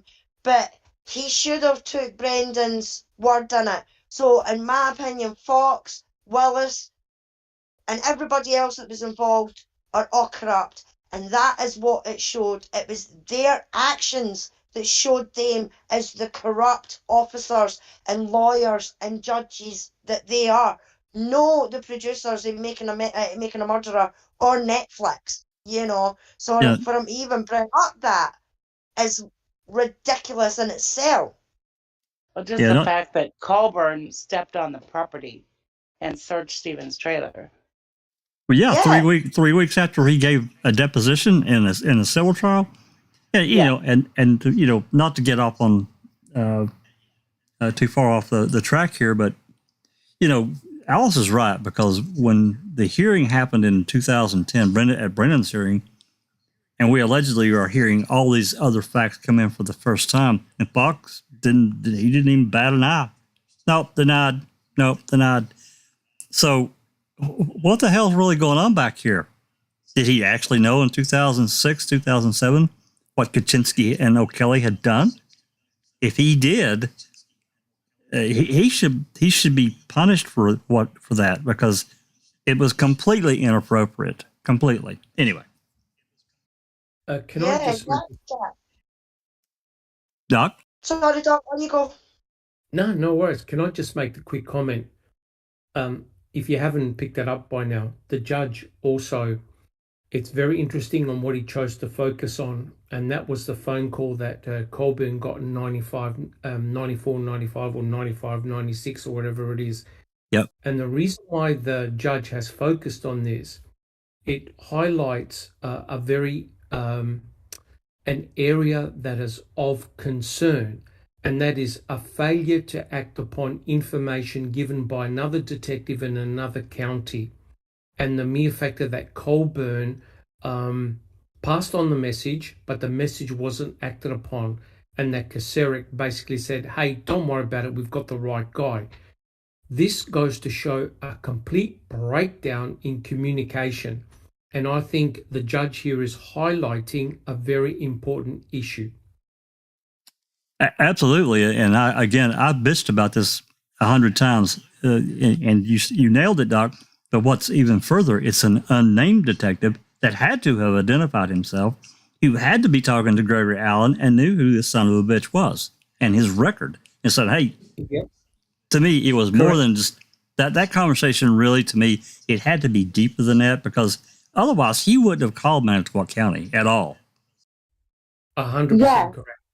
100% correct. The fact that he omitted to say which detective, like it never happened. Because when you call, you say, this is so-and-so. You don't say, hi, this is detective. That's right. Yeah. Right? Yeah, it was a complete farcical failure, because he had to have identified himself, and Colborn had to have known who the hell he was. He had to. I'm sorry. You can't just do this in a vacuum. I can't just call down here to my local jail and say, hi, I'm Detective such and such from blah, blah, blah. It's more than that. It's way more than that. Sorry. So there was a complete breakdown. I'm sure he mentioned Gregory Allen's name as well. I'm sure he did too. But yeah, I agree, 100% agree. They're trying to downplay this because they know it looks really bad. But the other important point that the judge pointed out, and also was shown on MAM, was that Colborn was asked, well, how many such calls do you receive like this? And the answer was one, just the one. Yeah, that's right. All righty. All right, let's... Susan, do you want to continue to read, or you want to pass the baton? I'm fine. I'll keep going. All righty. You take off whenever you're ready. Okay. Number 1. A jury could find that making a murderer reasonably conveys the defamatory implication that Colborn planted evidence, and also find that implication false. Quote, the court decides as a matter of law whether an alleged defamatory implication is fairly and reasonably conveyed by the words and pictures of a publication or broadcast, end quote. If there are competing implications, one defamatory and one not, the duty to decide which the broadcast implies shifts to the jury. Defendants analogize this case to financial fiduciaries, which generally protects news media's right to truthfully report allegations, even if the truth of those allegations is suspect. Recognizing the First Amendment right to report the proceedings of government. But financial fiduciaries concerned a quintessential case of local news reporting that fell, quote, uncomfortably within the reporting privilege, end quote, identified in Wisconsin case law.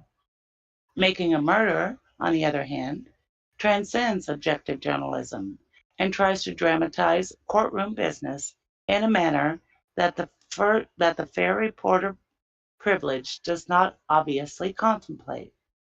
It is more than a bare recitation of, quote unquote, just the facts.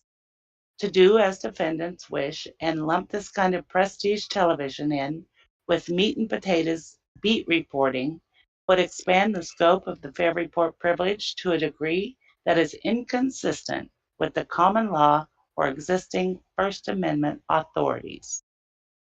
And without the privilege, the question of whether making a murderer implicitly adopted and reasonably conveyed the planting accusations raised by Avery and the members of his criminal defense team is for the jury to decide. A quote-unquote reasonable documentary viewer does not necessarily conflate the opinions of a documentary subjects with those of the documentarians. For example, the documentary Behind the Curve profiles flat earther Mark Sargent, but it does not itself imply that the earth is flat. Making a Murderer takes a much different tack. Had it scored Avery's allegations to the sound of cuckoo clocks, no one could rationally accuse it of peddling conspiracy. A faithful recreation of the entire trial, framing, defense, and all, would also have defeated any claim for defamation. Yet Making a Murderer is not always so even-handed in its presentation. To the extent it qualifies as journalism, it often hews closer to gonzo than objective, and its visual language could be read to suggest something perhaps more nefarious than the totality of the evidence warrants. Thus, a fair-minded jury could conclude that Making a Murderer not so subtly nudges viewers toward the conclusion that Colborn did, in fact, plant evidence to frame Stephen Avery. The same jury could also find that implicit conclusion false. Torgerson says, if the challenge statements as a whole are substantially true, a libel action will fail. To qualify a false statement, a statement must 1. Assert or imply a fact that is capable of being proven false. 2. Assert an opinion that directly implies the assertion of an undisclosed defamatory fact. Statements of opinion are not actionable if they merely express a subjective view, an interpretation, a theory, conjecture, or surmise, unless the defendant claims or purports to possess specific and objectively verifiable facts supporting that opinion. As Special Prosecutor Kratz acknowledged in his closing argument, Avery's guilty verdict does not exonerate those accused of executing a frame-up. On what grounds, then, defendants asked, can Colborn ascribe falsity to the implication that he framed Stephen Avery? There is admittedly no formal paperwork absolving Colborn of guilt, but in asking for such proof, defendant seeks too much.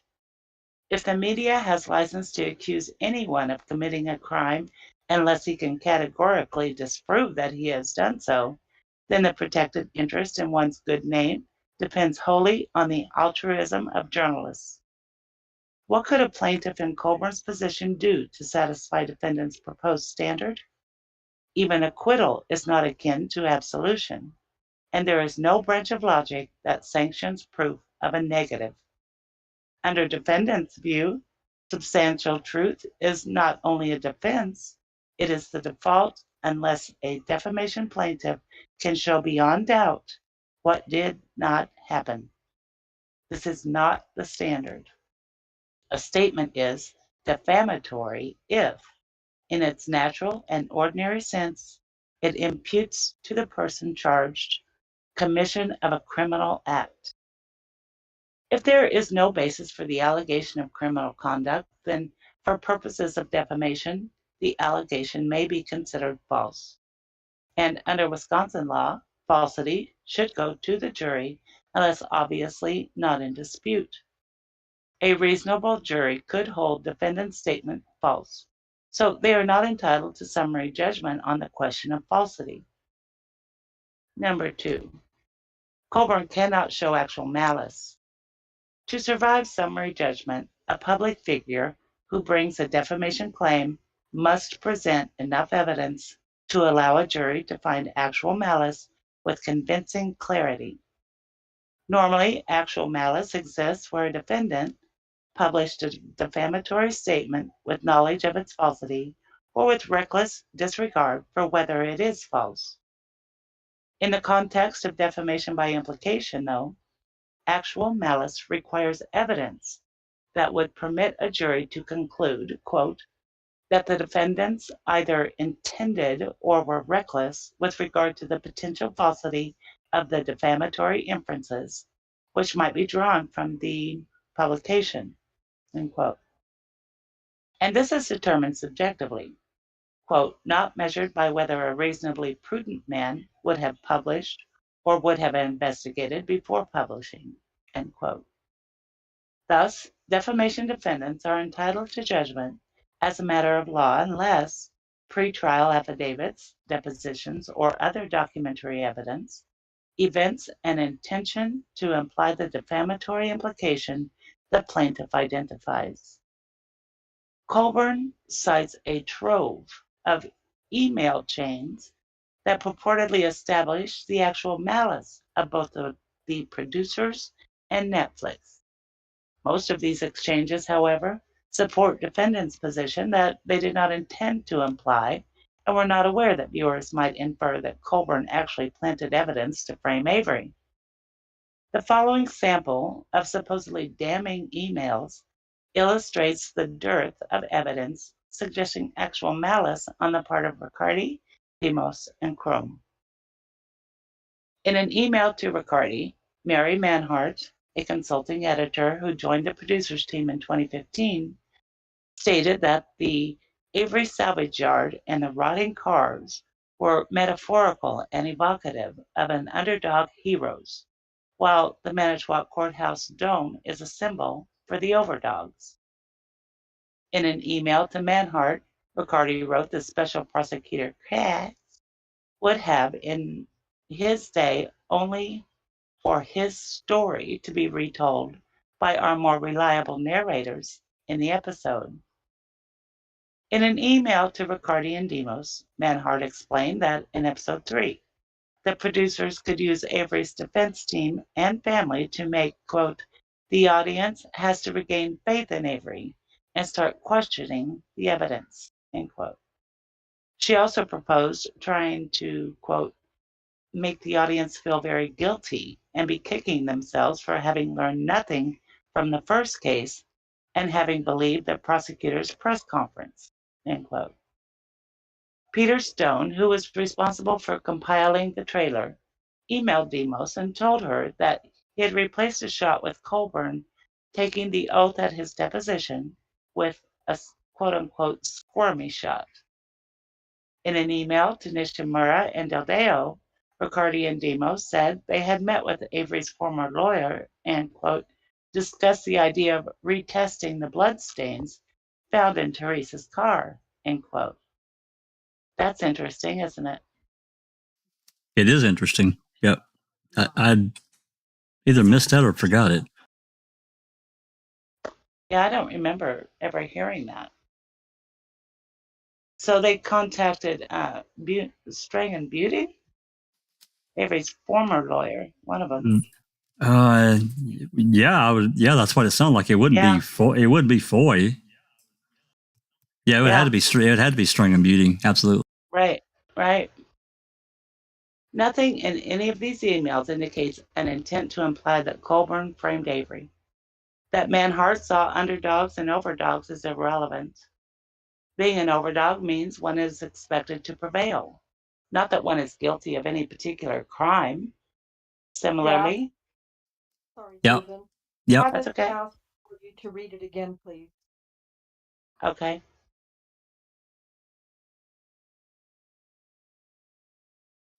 That fourth bullet. Okay, in an email to Nishimura and Deldeo, Riccardi and Demos said they had met with Avery's former lawyer and discussed the idea of retesting the bloodstains found in Teresa's car.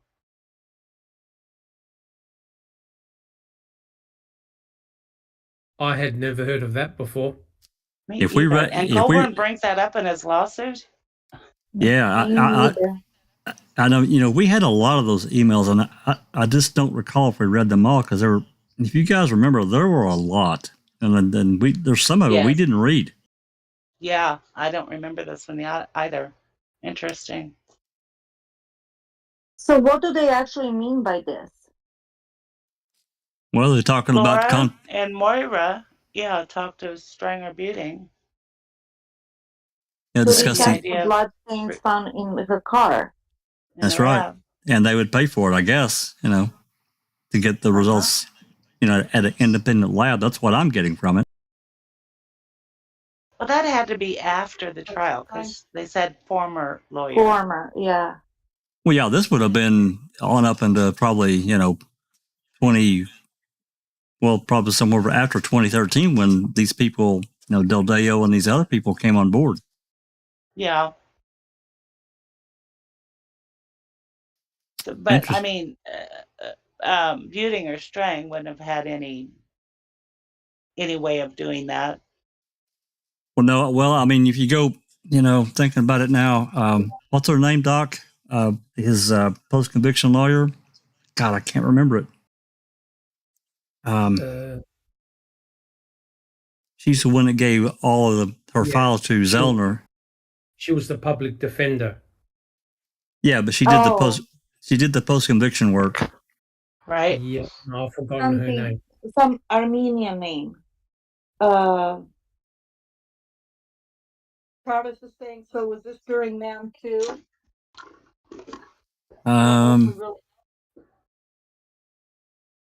Hagopian. Is it That's Hagopian? Is it?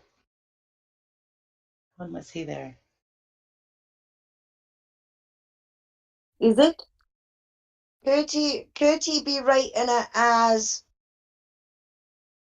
they sent an email to Butin, but because he's not his lawyer anymore and KZ is, that's why he's put former lawyer. Yeah, but it wouldn't have been Buting or Strang because they were done. This had to have been the post-conviction lawyer. It had to be pre-KZ, before KZ came around. Correct. So it had to be before MAM 2. Yeah, it was. I'll find her damn name. I can't stand it now.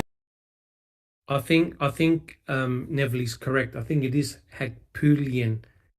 Hagopian. Hagopian. Yeah. That's it.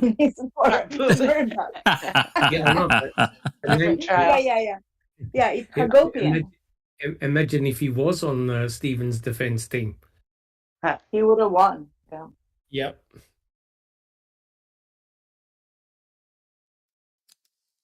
Okay, Susan, whenever you're ready. Okay. I'm just thinking maybe she talked to Jerry or Dean because she had relationships with them and to get advice on how they might go about that, getting that done. Possibly. I don't know. Yeah. Where was I? Right after that? Yeah, just start there at nothing. Nothing in any of these emails indicates an intent to imply that Colborn framed Avery. That Manhart saw underdogs and overdogs is irrelevant. Being an overdog means one is expected to prevail, not that one is guilty of any particular crime. Similarly, intending to portray Kratz as an unreliable narrator is not the same thing as intending to imply that Colborn planted evidence, nor is Manhart's desire to make the audience feel guilty a smoking gun. The audience could feel guilt without the producers intending to imply that Colborn executed a frame job. Stone did not work for the producers, and his decision to use a squirmy shot does not suffice to show intent to imply criminal conduct anyway. And discussing the possibility of retesting some evidence is in no way tantamount to admitting an intention to defame Colborn. At most, this collection of emails suggests the producers' sympathy for Avery's plight. But even sympathy for the devil is not clear and convincing proof of actual malice toward the Holy Trinity. That's pretty good. In fact, under Seventh Circuit precedent, A publisher can omit one side of a story's vehement denials without intending to distort or recklessly disregard the truth. Here, the producers included Colborn's denials, as well as clips tending to undermine Avery's claims. Furthermore, in interviews conducted contemporaneous to Making a Murderer's release, Riccardi and Demos said they were, quote unquote, not trying to provide any answers, did not have a conclusion, and that there are a lot of questions here. This undercuts any inference of defamatory intent or reckless disregard. Ultimately, the case against Riccardi, Demos, and Crome bear a striking resemblance to defamation plaintiffs' failed gambits in Woods and Sains. In the former, the Seventh Circuit rejected a claim of defamation by implication because the plaintiff failed to muster evidence of intent. The court noted that, quote, the result might be different if the publication could reasonably have only the meaning the plaintiff ascribes to it, or if there was evidence that the author harbored ill will for the plaintiff, end quote.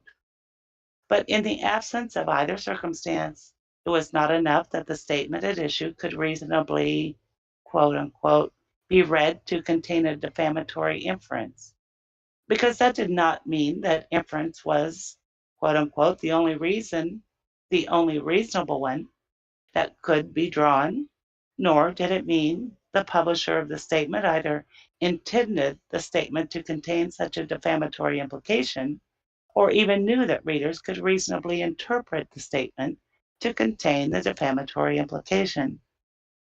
Like the plaintiff in Woods, Colborn lacks evidence of intent or reckless disregard, and he also cannot show that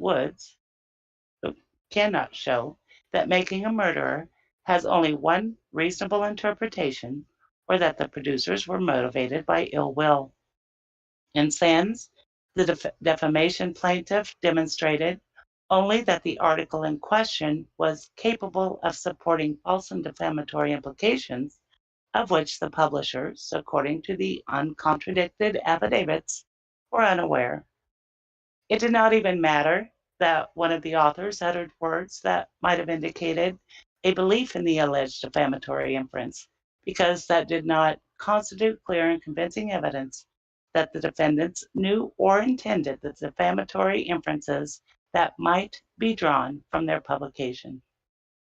Colborn's case against Making a Murderer's producers is even weaker because he has nothing approaching evidence of Riccardi's or Demos's subjective belief that he planted evidence against Avery. In sum, a reasonable jury might conclude that Making a Murderer implied that Colborn framed Avery, but because Colborn has no evidence that Riccardi, Demos, or Crome intended that implication or recklessly disregarded its possible existence with malice, the producers are entitled to summary judgment. As for the case against Netflix, Colborn again references manifold communications, only one of which remotely touches on actual malice. Do you want to break a little bit, or do you want me to continue? Yeah, we can break a little bit because I did want to bring up something that was a point earlier, and then this is about implication. And Doc, and I'm sure everyone will understand what I'm saying here. What was the one implication, and I'll just go ahead and say it, throughout the trial? And that implication is that Avery shot Teresa twice in the head because he produced the 2 skull fragments without really connecting them, and 2 bullets without really connecting them. But it was still implied throughout the trial. So they're talking here about implication, and that immediately sprang to my mind. What did Kratz do and the entire prosecution throughout the trial? So to me, that implication was far stronger than any sort of implication in Making a Murder that Colborn might have planted evidence. Far stronger. What was it that Kratz said in that email? Well, I can't help but if they, Oh, to Charee Cohen? Yeah. That was another. Same kind of thing. Yeah, that was to do with the mitochondrial DNA evidence. Okay. Yep. Yep, that's when Kratz wrote to Colhane about the sort of like overreaching the conclusions of the mitochondrial DNA evidence. Uh-huh. Yep. And he how said that we were very careful not to say that, right? correct. He said that we were very careful. Yeah, I think you also mentioned the CSI effect or something like that. I mean, I could find the email, but yeah, correct. And you're right, Jack61, about tying in item FL with the cranial bone fragments. The state actually never did that. They never proved that item FL had struck skull. And in actual fact, it wasn't until later when Kathleen Zellner's expert Chris Palahniuk proved that item FL never struck bone.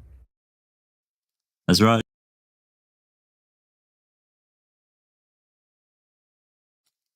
All right. Any other comments before we continue on? We good?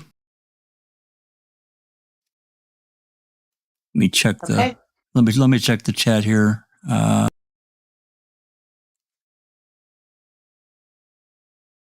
Yeah. I just want to thank Travis. He's been really helpful Yes, with he has. explaining, yes, Yep. the law, how it works, and also just his general input. Thank you, Travis. Thank It's you, great Travis. to have you here. Yeah, it's I know those pleadings are they're privileged, and I get it, but you know it's still, and I know it's civil versus criminal, and but it's still it grinds my gears. I just tell you, I can't stand it anyway. All right, Susan, whenever you're ready. Okay. As for the case against Netflix, Colborn again references manifold communications, only one of which remotely touches on actual malice. In notes sent to Riccardi and Demos regarding episode 1, Netflix's creative team asked, "Do we have any great family pictures of the Averys here?" Netflix also suggested making them look like a very happy family. Netflix told the producers that episode 1 needed a more explicit ending that makes it clear that in the next episode, the cops are going to seek revenge. With respect to episode 2, Netflix commented, "Seems very thin that Colborn, not having specific knowledge of who called him in 94 or 95, would be the key to the case." Netflix suggested adding Avery's father's quote, "They framed an innocent man just like they did 20 years ago," to the episode 2 cliffhanger. After reviewing episode 3, Netflix asked, "Is there anything we can use or show to clarify whether or not the cops had a warrant to search Avery's property and allude to the fact that they may have planted something when they were there without permission?" Netflix asked if the producers could establish a subtle but impactful theme track for the baddies. For example, Link, Peterson, Kratz, and certainly for Len Kaczynski and Michael Kelly. Netflix also labored the scene where lead investigator Tom Fassbender called Dassey's parents and asked them to make him take a plea, the perfect moment for bad guy theme. I'll read footnote 12. Attorney Kaczynski and private investigator O'Kelly worked on behalf of Brendan Dassey, Avery's nephew, who was also criminally charged in connection with Halbach's murder. That's all it says. Oh, see John Barack Kaczynski. Yeah, it does say that. And the Post Crescent. Oh my God. Wow. Yeah. I'll be damned. Kaczynski O'Kelly paid $15,000 for Dassey's defense. Motherfucker. Do you notice who wrote the article? Yeah, Yes. Rack. John Farag. Oh, Yep. Yeah. Thank you, Judge. Thank you, Judge. Commenting on episode 5. Somebody have something? No? Commenting on episode 5, Netflix described a shot of Avery looking a little smug and suggested it might be better to use a different shot. Once again, most of these script notes fail to move the needle on actual malice. Implying the Averys were a happy family is not the same as implying that Colborn planted evidence. Similarly, underscoring Colborn's tenuous connection to Avery based on the 94-95 phone call has nothing to do with implying a frame-up. That Netflix wanted to use Avery's father's quote as a cliffhanger does not prove that it intended to imply the truth of that quote. Asking if the producers had anything that could allude to the fact that the cops may have planted something demonstrates that Netflix only wanted to imply the possibility of a frame-up, and even then, only evidence permitting. And suggesting using theme music for characters other than Colborn and removing a shot of Avery looking smug have no bearing on whether Netflix intended the defamatory implication Colborn alleges. The one piece of evidence that raises an eyebrow is the creative team's suggestion to include a cliffhanger that, quote, makes it clear that in the next episode, the cops are going to seek revenge, end quote. Although, quote unquote, seeking revenge does not necessarily entail executing a frame job, it does sound in that register. And while the note does not explicitly name Colborn, it requires no great logical leap to figure he is one of the referenced cops. But given this note's lack of specificity, it falls short of clear and convincing evidence that Netflix intended the defamatory inference Colborn has drawn. Even if one gets past this burden of proof issue, two related problems conclusively foreclose Colborn's claim at summary judgment. First, just as private communications can illuminate ulterior defamatory motives, so too can they undercut allegations of defamation. In this case, an email exchange between Del Deo and Kotner provides considerable insight into Netflix's state of mind and undercuts the inference of defamatory intent. Del Deo, you read Kotner, Jack. All right. In this sequence, it feels like Jerry Buting, on an almost definitive basis, is accusing the officers. Although I think the officers have the strongest motive, I think Jerry's statement comes across as fact. They thought for sure we're going to make sure he's convicted. It may be worth softening his statement so it doesn't come across so subjective. I'm kind of worried that this note goes contrary to the direction we've been pushing the producers in. I've been under the impression that we are desperate to say that someone else could have done it. I'm afraid if we tell them to soften something, it is going to really confuse the filmmakers. Is there a specific element that you think is overly subjective? I don't think subjective is necessarily bad, but if it's completely unfounded, then you might be right. Del Deo, I think the statement as Buting currently communicates it comes across to me as a matter of fact the officers did it, as opposed to highly likely they did it. In other words, I think if Buting's statement involving the officers can come across as a highly possible, very likely scenario, since the officers had a very strong motive to kill Stephen, it would be convincing that someone else, most likely one of some of the officers, were involved. I think we're saying the same thing.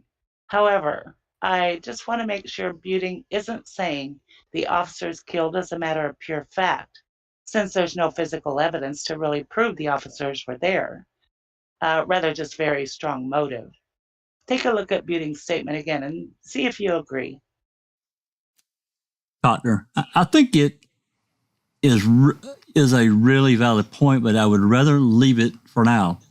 It is something we can always pull out later, but I am so happy that they finally have a point of view. I hope people know that this is just a theory.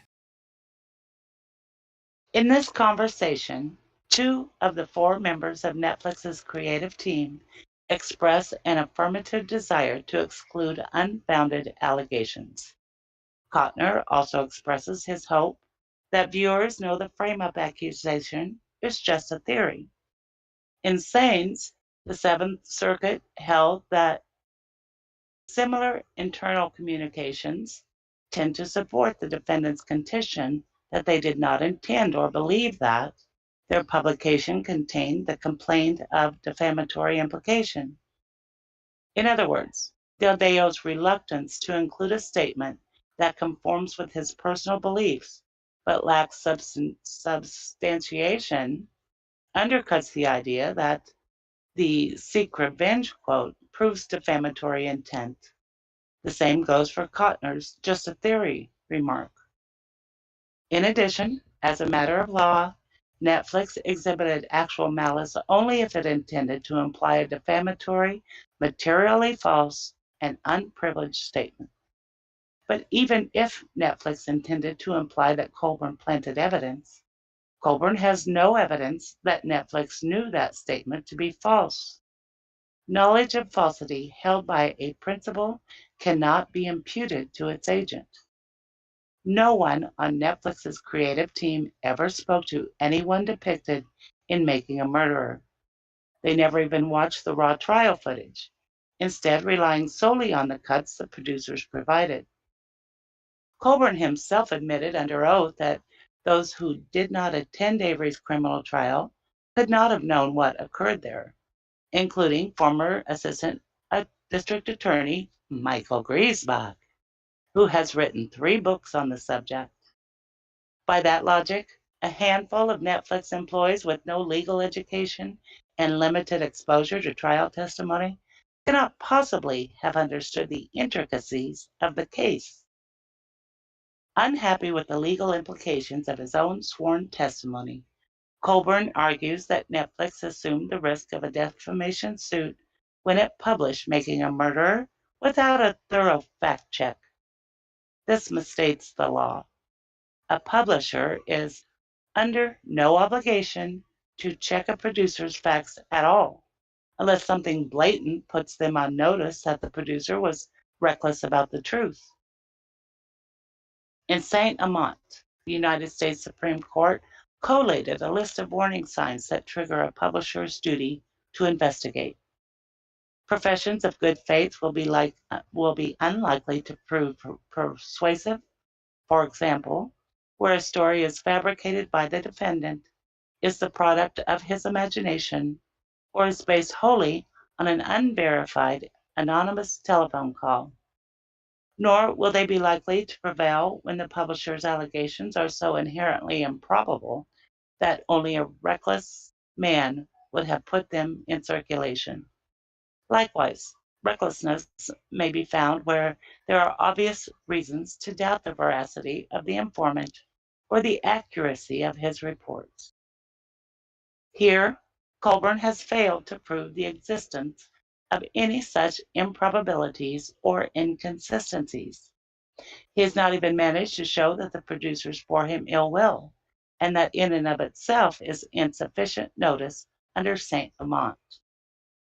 In the end, Colborn's turn in Making a Murderer may not have been to his liking, but that does not make it defamatory. Few aspire to enter the cultural zeitgeist on such controversial terms. That possibility, though, is a necessary byproduct of the freedom of the press that the First Amendment protects. If media could portray us only at our best, we would be a country of antiseptic caricatures, and less intelligent for it. We have not sunken so low just yet. Ouch. Oh. Oh, I like this judge. Number 2. Colborn's, we're almost done here. Last 2 pages. Colborn's intentional infliction of emotional distress claims also fails. Colborn also seeks to recover for defendants' alleged intentional infliction of emotional distress. Under Wisconsin law, this claim requires proof of 4 elements. Number 1, that the defendant's conduct was intentioned to cause emotional distress. 2, that the defendant's conduct was extreme and outrageous. 3, that the defendant's conduct was a cause and fact of the plaintiff's emotional distress. And 4, that the plaintiff suffered an extreme, disabling emotional response to the defendant's conduct. But there is no reason to exhaustively engage each of these predicates. Public figures and public officials may not recover for the tort of intentional infliction of emotional distress by reason of publications, without showing in addition that the publication contains a false statement of fact which was made with actual malice. Hustler Magazine versus Falwell. Colborn failed to establish actual malice in his defamation case, so his intentional infliction of emotional distress claim likewise cannot survive. Conclusion. For the foregoing reasons, it is hereby ordered that defendant Netflix Inc.'s motion for summary judgment is granted. It is further ordered that defendant Laura Riccardi's, Moira Demos, and Chrome Media motion for summary judgment is granted. It is further ordered that plaintiff Andrew L. Colborn's motion for partial summary judgment is denied. Today's date in Milwaukee. And the Wow. Honorable Judge Yes, he is. Brett Ludwig, United States District Judge, actually. Absolutely. Okay. Who wants to go first? Scathing to Colborn. And rightly so. I It have is- to say. It is scathing. Doc, you've been holding back on me. Well, first of all, I want to say I found out the 2 attorneys that state attorneys for Stephen. They were Susanna L. Hagopian and Martha K. Askins. Thank you. Yep. Thank you very much for digging that up. No hassles. My summary of this, it's a breath of fresh air. The judge actually saw the wider implications of Mr. Colburn's lawsuit, and he even mentioned it there. His concern is censorship, and that's exactly what we've been talking about when we were reading Colburn's case, that if docuseries can't be made, then he basically stated, what did he state? He goes, we would be a country of antiseptic caricatures and less intelligent for it. We have not sunken so low just yet. And I'll tell you what, that is a vote for common sense. And again, to me, what I still can't understand is how Colburn's attorneys and those giving him advice were not aware of all of this, because the judge systematically turfed out all 53 of his claims, and he cannot claim for emotional distress as well. This is a clean sweep like you'll never see again. And, I think you really were the first one to really bring it up and expound upon it. It was months ago. I remember, Doc, talking about this censorship thing back in June or July. We discussed it at length, and that's exactly what it is. We did. And the judge understood the implications of the censorship, because had Netflix lost here, I'll tell you right now, there'll be hundreds of programs being removed immediately for fear of having a lawsuit. Oh, absolutely. They would have taken them down immediately. It would have stripped a lot of the premium channels I know here in the States, HBO Max, and it was Showtime, and it's so many of them. Amazon. Oh my God, it would have absolutely killed thousands. Hundreds of programs would have been stripped. And I'll tell you what, people would have probably start going after Star Wars and all these other programs, etc. Don't laugh, because I'm sure it's going to take place had this judgment fallen towards Andrew Colborn, because you could potentially claim, I saw a documentary and I got really upset and I kicked my dog and I yelled at my children. I blame the directors. You're going to open yourself up for so much litigation. It's not going to be funny. Well, even like what we're doing right now, YouTube creators, the thousands of those that, we talk about this stuff. That's, we're fortunate. We have, Travis in the room. We have, Charee. I mean, she's a newer attorney, but we're lucky. That Tracy, so many others that help us through this process. Still, we like to speculate. We're forced to speculate, theorize, opinionize. Yep. That would have stripped this would be done over for fear of someone filing a damn lawsuit on you. We had to kill. Remember what Judge Duffin said months ago? Hey, look, sort your shit out of the courtroom, please. Sort your shit out. That should have been a warning to Colborn and his team then and then. Yep. That was a warning right there. Yep. Oh my God, they gave him so much paperwork in this case.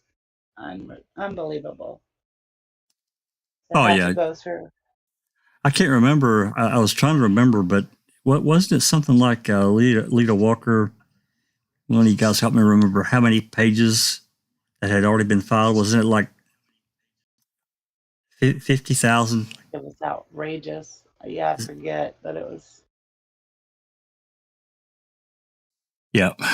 There are a few people in the chat who are asking if Laura and Moira can sue Colborn now to recover for their lawyer fees. So maybe Travis can help us with that. Yeah, that's a good question. It seems only fair that he should have to pay them. What'd you say? I don't know. It seems only fair to me. Yeah, to me too, but I don't know if that's possible, if Travis can say. It had to cost a fortune going on this long. Mm-hmm. Oh, absolutely. I can't even imagine what a lawyer like Lita Walker draws in. It has to be a pretty high hourly rate for her. Excellent. She's such a fantastic lawyer. She doesn't forget anything. That's one thing I really, and her writing, when you see that a lot of these various lawyers write, her writing is so clear. To me, it is. Maybe not to everyone, but to me, it's extremely clear. Mm-hmm.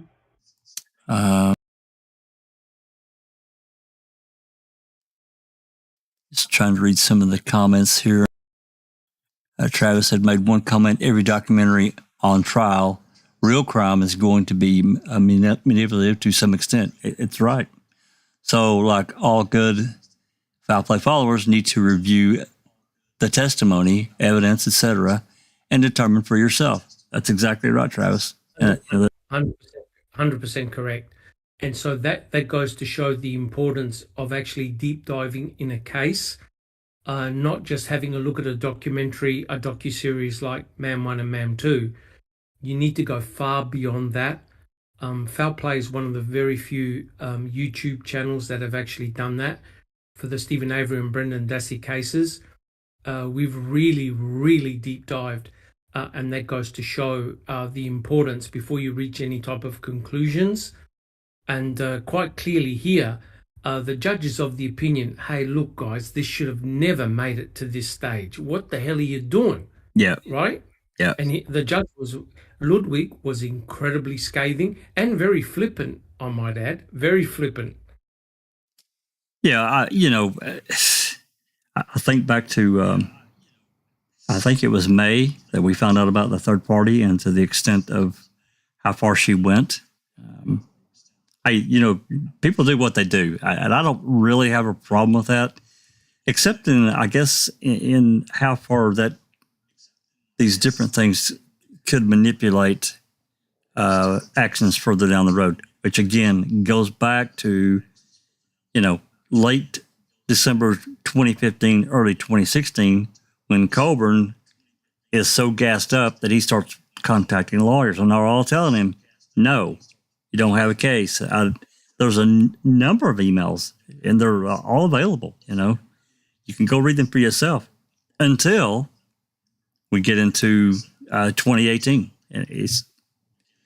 I don't know. I guess that not everyone would necessarily have a problem with that, but I do. I think it was highly manipulative.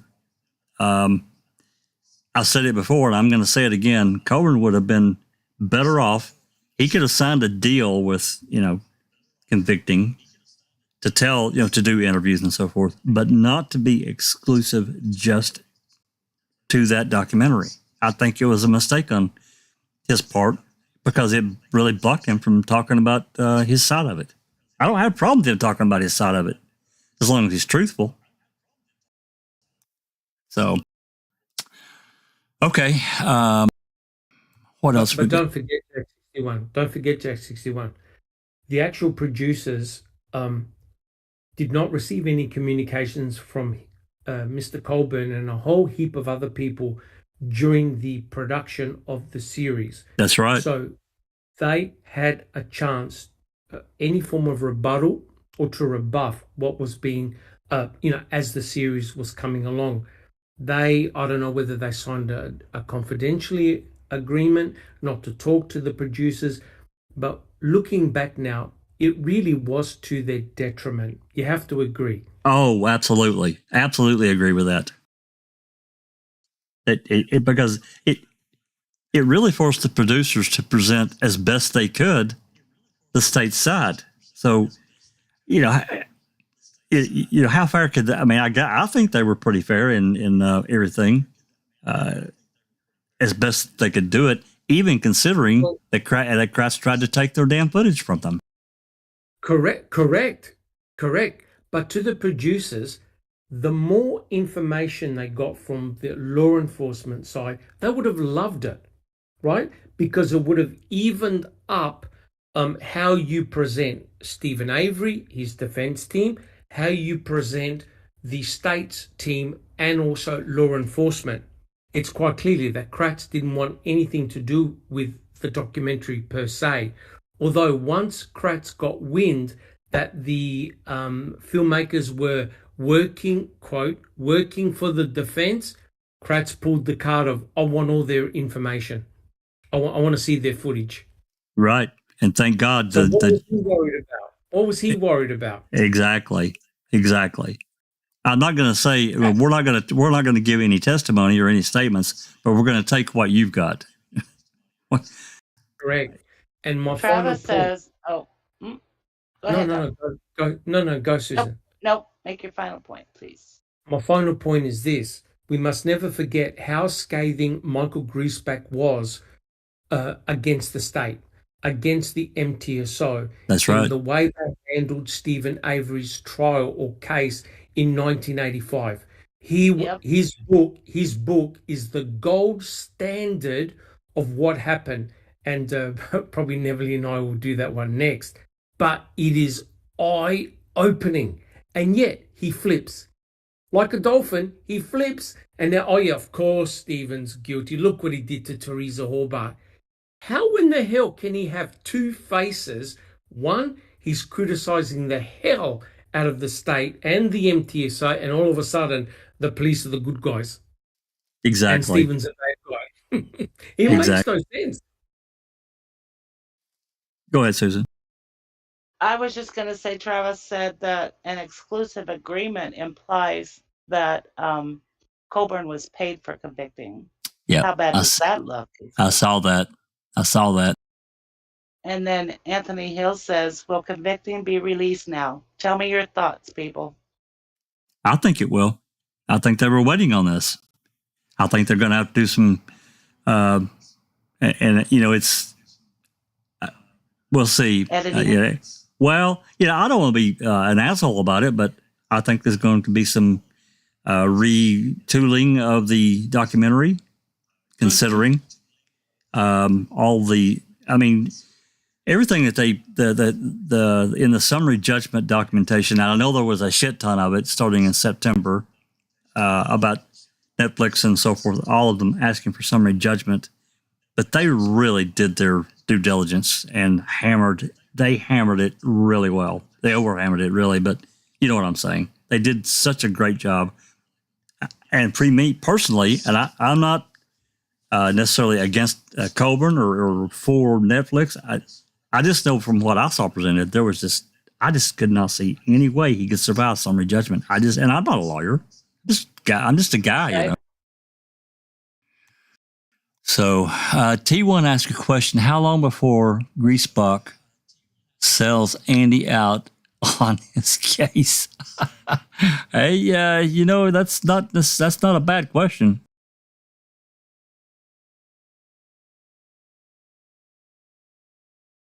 That was me, Travis. Bittersweet. Susan.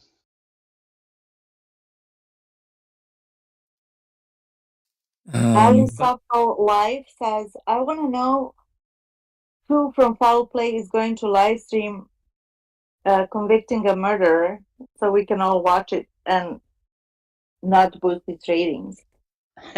That's funny. Well, well, we can't really live stream it to YouTube, but you know, if you join our Discord, channel, you know, we might be able to do something. Well, I'm sure we're gonna do a thorough analysis on it, right? Like we did. Remember with Coffee with Foul Play? Absolutely. We broke down MAM 1 and MAM 2. So you know we can always do a similar type of précis whereby you know we take screenshots of pivotal moments and discuss it as a panel. But the other problem is that now you've got a very highly educated audience. So when they look at Cam, they're going to come back to some of our Foul Play videos and the documents and say, oh yeah, we know better, right? Because now you've got an educated public or a sector who've gone through the testimonies like we have, who've gone through the documents, who've discussed it. I'll tell you what, if they say anything that's shonky, they're in big trouble. I'm telling you right now. Yep, it's going to blow up. It's going to blow back. You know, that's the thing. I think that everyone here has tried to educate and, you know, speculate with everyone. It's not just us. It's everyone in the public that's following along. It's like these Jody calls. Again, it's not earth-shattering, but it shows a complete. I'm not really shocked, but I'm kind of shocked at some of the shit that we've been exposed to so far. I mean, we still got a little bit left to go, but some of the stuff that went on in the background. And again, these are just short snapshots. Imagine what else happened that we absolutely do not know. So unless convicting, and I can't believe it, but I guess there's always the possibility that they have some documentation, photos, audio, whatever, that they've been able to get their hands on that we don't have, can't get. Maybe, I guess. Yeah, but then that's not fair play either. It's not. Play. Exactly. Yeah. Pun intended. And another thing is, pun intended, yeah. And as you said, the Jody calls and, you know, whatever calls that we've been listening for years, that's like putting a million piece puzzle together, and the calls are just like the sky, endless blue sky, and you're like, fuck, you know. But then at the end, when the picture is completed, there's that beautiful sky that completes the whole puzzle. So I think they're important too. As you said, not earth-shattering, but still. And also, you know, imagine how much we know now versus even a year ago. Oh, absolutely. Even a year ago. That's right. It's just amazing. After all these years, the new stuff that comes out, it amazes me. Yeah, I have no problem discussing the case if it's a fair play, if we're like on what we know. But if, you know, somebody brings out documents or pictures, or as you said, recordings of something that we didn't know, well, we're basing our opinions and our speculations, after all, you know. and all this knowledge on what we retrieve through FOIA, through, different ways. So we can't talk about something that we don't know. That's exactly right. That's like a setup. Well, and this brings up another point. Let's just talk about these calls for just a moment, and we'll move on. We got one more page to show. But these calls of Jody, I requested everything basically from the middle of October 2005 to the end of the year, and everything from the beginning of 2006 until she got out, which was March 6th. And I got a little bit of each. But I know she was in jail that entire time, and I know she made phone calls and had visits. Why can't I have the other? What's preventing me from having the rest of the calls so we can share them with everyone, so we can come to a better conclusion about other things that happen in the background? That, as you just said, Neverly, we don't know about. It's wrong. The jury doesn't know about it. The jury didn't know about it either. And Exactly. whatever potential that may have come from that, because the state was listening to these calls, the cops were. So anyway, let me get this. You guys can go ahead and talk for a minute if you want. Got other comments? I'll pull this last page up. It won't take long. I was going to say that really we must watch Convicting a Murderer. We must watch it, especially with our knowledge base, just to hear what type of material Colborn talks about, whether he mentions anything new that hasn't been presented in front of a judge. So that'll be very interesting to get his side and his perspective. I think that's going to be very important. Agree. And who knows, if Colby is really itching for millions of dollars, maybe he'll sue them too. You never know, for their creative splicing and editing and stuff. You mean suing convicting a murderer? Uh-huh. Wouldn't that be If he's ironic? itching for money, yeah, that would be funny. Correct. Yeah, it would. All right, this is so far, this is the last document in the case. There is obviously the potential for there to be other filings, but I think for the most part, the case is done. So this is the last page. United States District Court, Andrew Colborn versus Netflix Inc. at the judgment in a civil action, and it has several boxes to check. The court has ordered that, check one, other, pursuant to the court's order, defendant's motions for summary judgment are granted, and the case is dismissed. And that's it. Done. Boom. Over. But you know what, guys? Andrew Colborn isn't off the hook yet. Because if Kathleen Zellner can get in front of a judge, guess who she's going to call up? Of course. Absolutely. Mr. Colborn. You should have laid low. Well, I think he was a test bubble. I think he was, as Doc said earlier, and others, he was gaslit. And if it had been successful, this had went and got settled out of court or pursued on to a jury trial. There would have been a line at the door for more lawsuits. Correct. I always loved when he said, they made me look more guilty. More guilty. Okay. Travis wants to know if there's unchecked boxes about attorney's fees and costs. I'll scroll back up.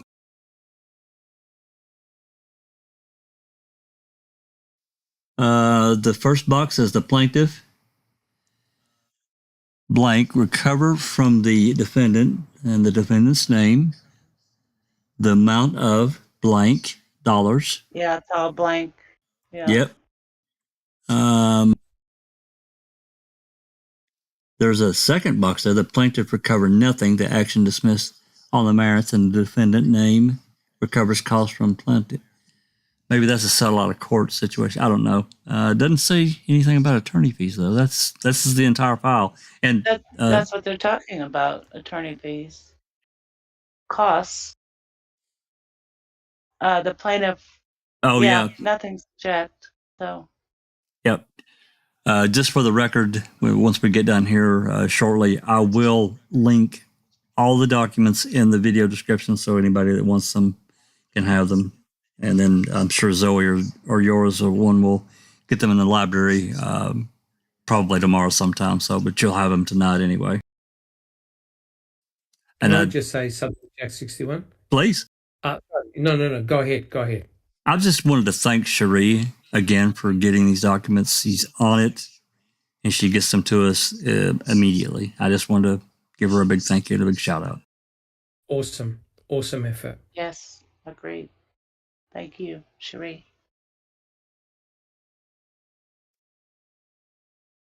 Yeah, go ahead, Doc. Oh, I was going to say, my summary to all this, if Colborn is thinking about all of this, right? Imagine if Mr. Colborn had heeded the words and advice of Mr. Kratz, who said, we want to make sure we don't have any form of impropriety. We're handing over the case to Calumet. We're going to ensure that any MTSO officer has a minor or no role in this investigation. Mr. Colborn, I'm sorry, has only himself to blame for this monumental clusterfuck that's gone on for years. And he himself put himself in harm's way and directly under the spotlight of the defense attorneys by saying, so you were associated with the RAV4? Correct. You were associated with the key? Correct. You were associated with talking to Stephen Avery, searching his property, going to his house and his garage? Yes, sir. And you were also at Cuss Road with a camera. And he was everywhere. Now, if Mr. Colborn had only done what they did to the state's coroner, it would have been Colborn who, correct? Yep. And the only thing that anyone could have pointed a finger was the phone call that he got in 95 or 96. But remember, it's who he passed it on that has the most guilt, not Colborn. But none of this crap would have happened to Andrew Colborn if he just heeded what the district attorney, Ken Kratz, had said. We're handing this case over to Calumet. What did Colborn do? He couldn't help himself. And now look at the situation he finds himself in. Shocking. Absolutely. Well, he wanted to put in extra work, Dr. Silkman, because he had a notion of becoming the next sheriff, right? So he wanted to show him correct. how it's done, right? 100% correct. When I get...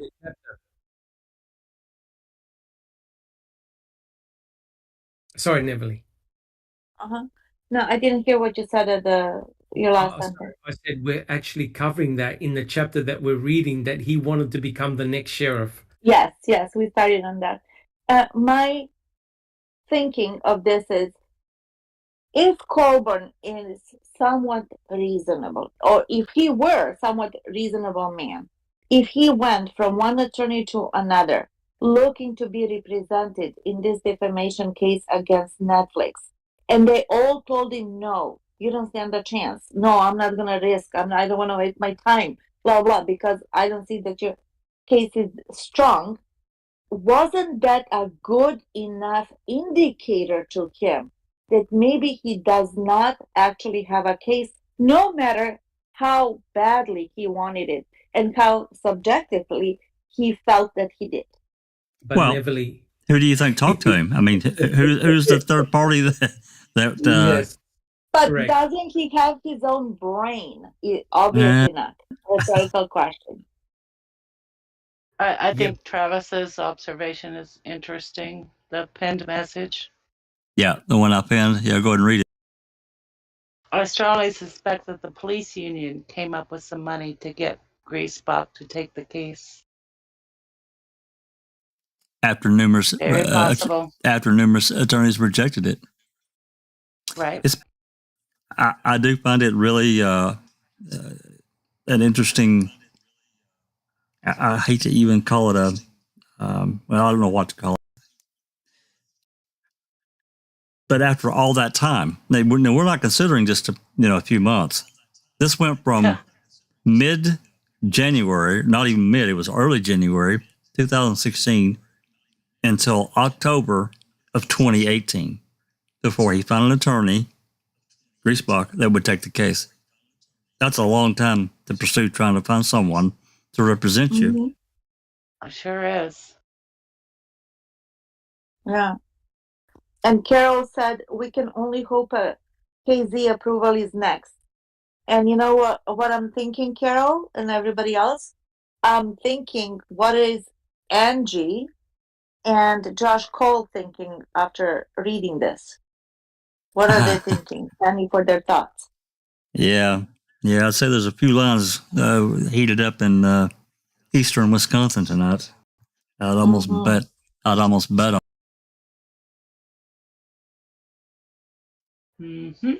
Travis says it's like people who have cancer. They will go to a dozen doctors until they find one that tells them what they want to hear. Yep. Someone payrolled it. For sure. Well, yeah. I mean, I'm not savvy enough to, and we've not seen. It's not savvy. We haven't seen documentation to kind of give us an indicator, what happened from a monetary side of it. And I kind of suspect that Travis may be right. Somebody coughed up a chunk of cash. Sean Reck? Well, there's a possibility there, or his partner there. What's his name? Hale? Andy Hale? Andy Hale. Yeah, thank you. It's possible because Andy Hale's made quite the living there in Chicago, I think, with his representing police officers in lawsuits and so forth. So it's possible, I guess. So, all right. Any other commentary that you guys want to get to before we head out? Anything? I mean, we'll talk about a little bit about tomorrow, Doc. I think this is a perfect segue to tomorrow's reading with the crew, because we'll be finishing talking about Andrew Colborn, and it is just an incredible coincidence, isn't it? That these documents. There's no such thing. It was good timing. It was very, very good timing, I think. Yeah, we had a really good discussion last week about it. It's a really good chapter, an interesting chapter that Farak wrote about the RAV4. Yes, it is. I had actually had intended to spend the evening converting more of the Jody jail calls, but boom, Charee dropped these documents on me. I'm like, holy crap! And then was it you, Sue? I don't know. Somebody asked if we were going live, and I'm like, maybe it was Charee asked me, and I'm like, well, I think we should. So yeah, we've spent a lot of time on this case. We've spent a lot of time, and I'm going to ask her when she has time to start checking those prior documents that were sealed to see if they're now unsealed. I don't know if I don't know in a federal case if there's a notification that goes out when a document becomes unsealed. I'm unsure about that. Maybe Travis knows. Does it happen that way, Travis? If a prior document, motion or filing, whatever, is sealed, does it become unsealed later on if a judge unseals? Is there a notification that goes out, or do you know?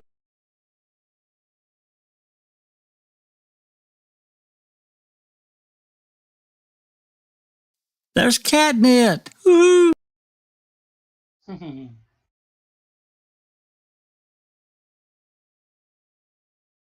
Yes, he says. Sweet. That's awesome. So she'll get a notification. That's awesome. Okay. All righty. I'm going to, unless there's any other comments or questions, I'm going to get Friday night. I want to get us out of here, and for Friday mid-morning, I guess, for you, Doc. Actually, it's 2:15 in the afternoon. This one's been a long one. Well, yeah, and plus we started late on top of that, so I'm a little off on my timing here. No, all good. Okay. Well, I'm going to get us on. Show, or when is the coffee show? Reading with the Crew is tomorrow at 5 p.m. Central. Yep. And open mic is 5 p.m. Central on Sunday. Correct. And we'll finish up. I'll try to finish up the remaining 12 Jody Joe calls. Some of them, there's several of them they're full calls. I haven't listened to them yet. I think Susan's the only one that I know that has finished them. So we'll get more into that, and hopefully we can get it finished up Sunday. I hope to. And I'm continuing to record and release them as I can. So, alrighty, I want to thank all the subscription givers that have been through tonight, and I think Carol has had a little celebration of a little birthday time passed. So we really appreciate all. Coffee was in the past, Travis. Yeah, it's Reading with the Crew. Yeah. What I meant by that was if we ever get our hands on what was it called, Convicting a Murderer, we'll definitely do a coffee style breakdown of that program for sure. Yeah, well, maybe it'll be coffee and a Russian coffee or something with a little added, because we'll have to have. Correct. All right. Whiskey and that coffee. Ruski. There you go. All right. I want to thank everyone for dropping by at a special open mic. Documents will be linked as soon as we get out of here, and I have a chance to get them uploaded and linked in the video description. And with that said, this has been a Foul Play production.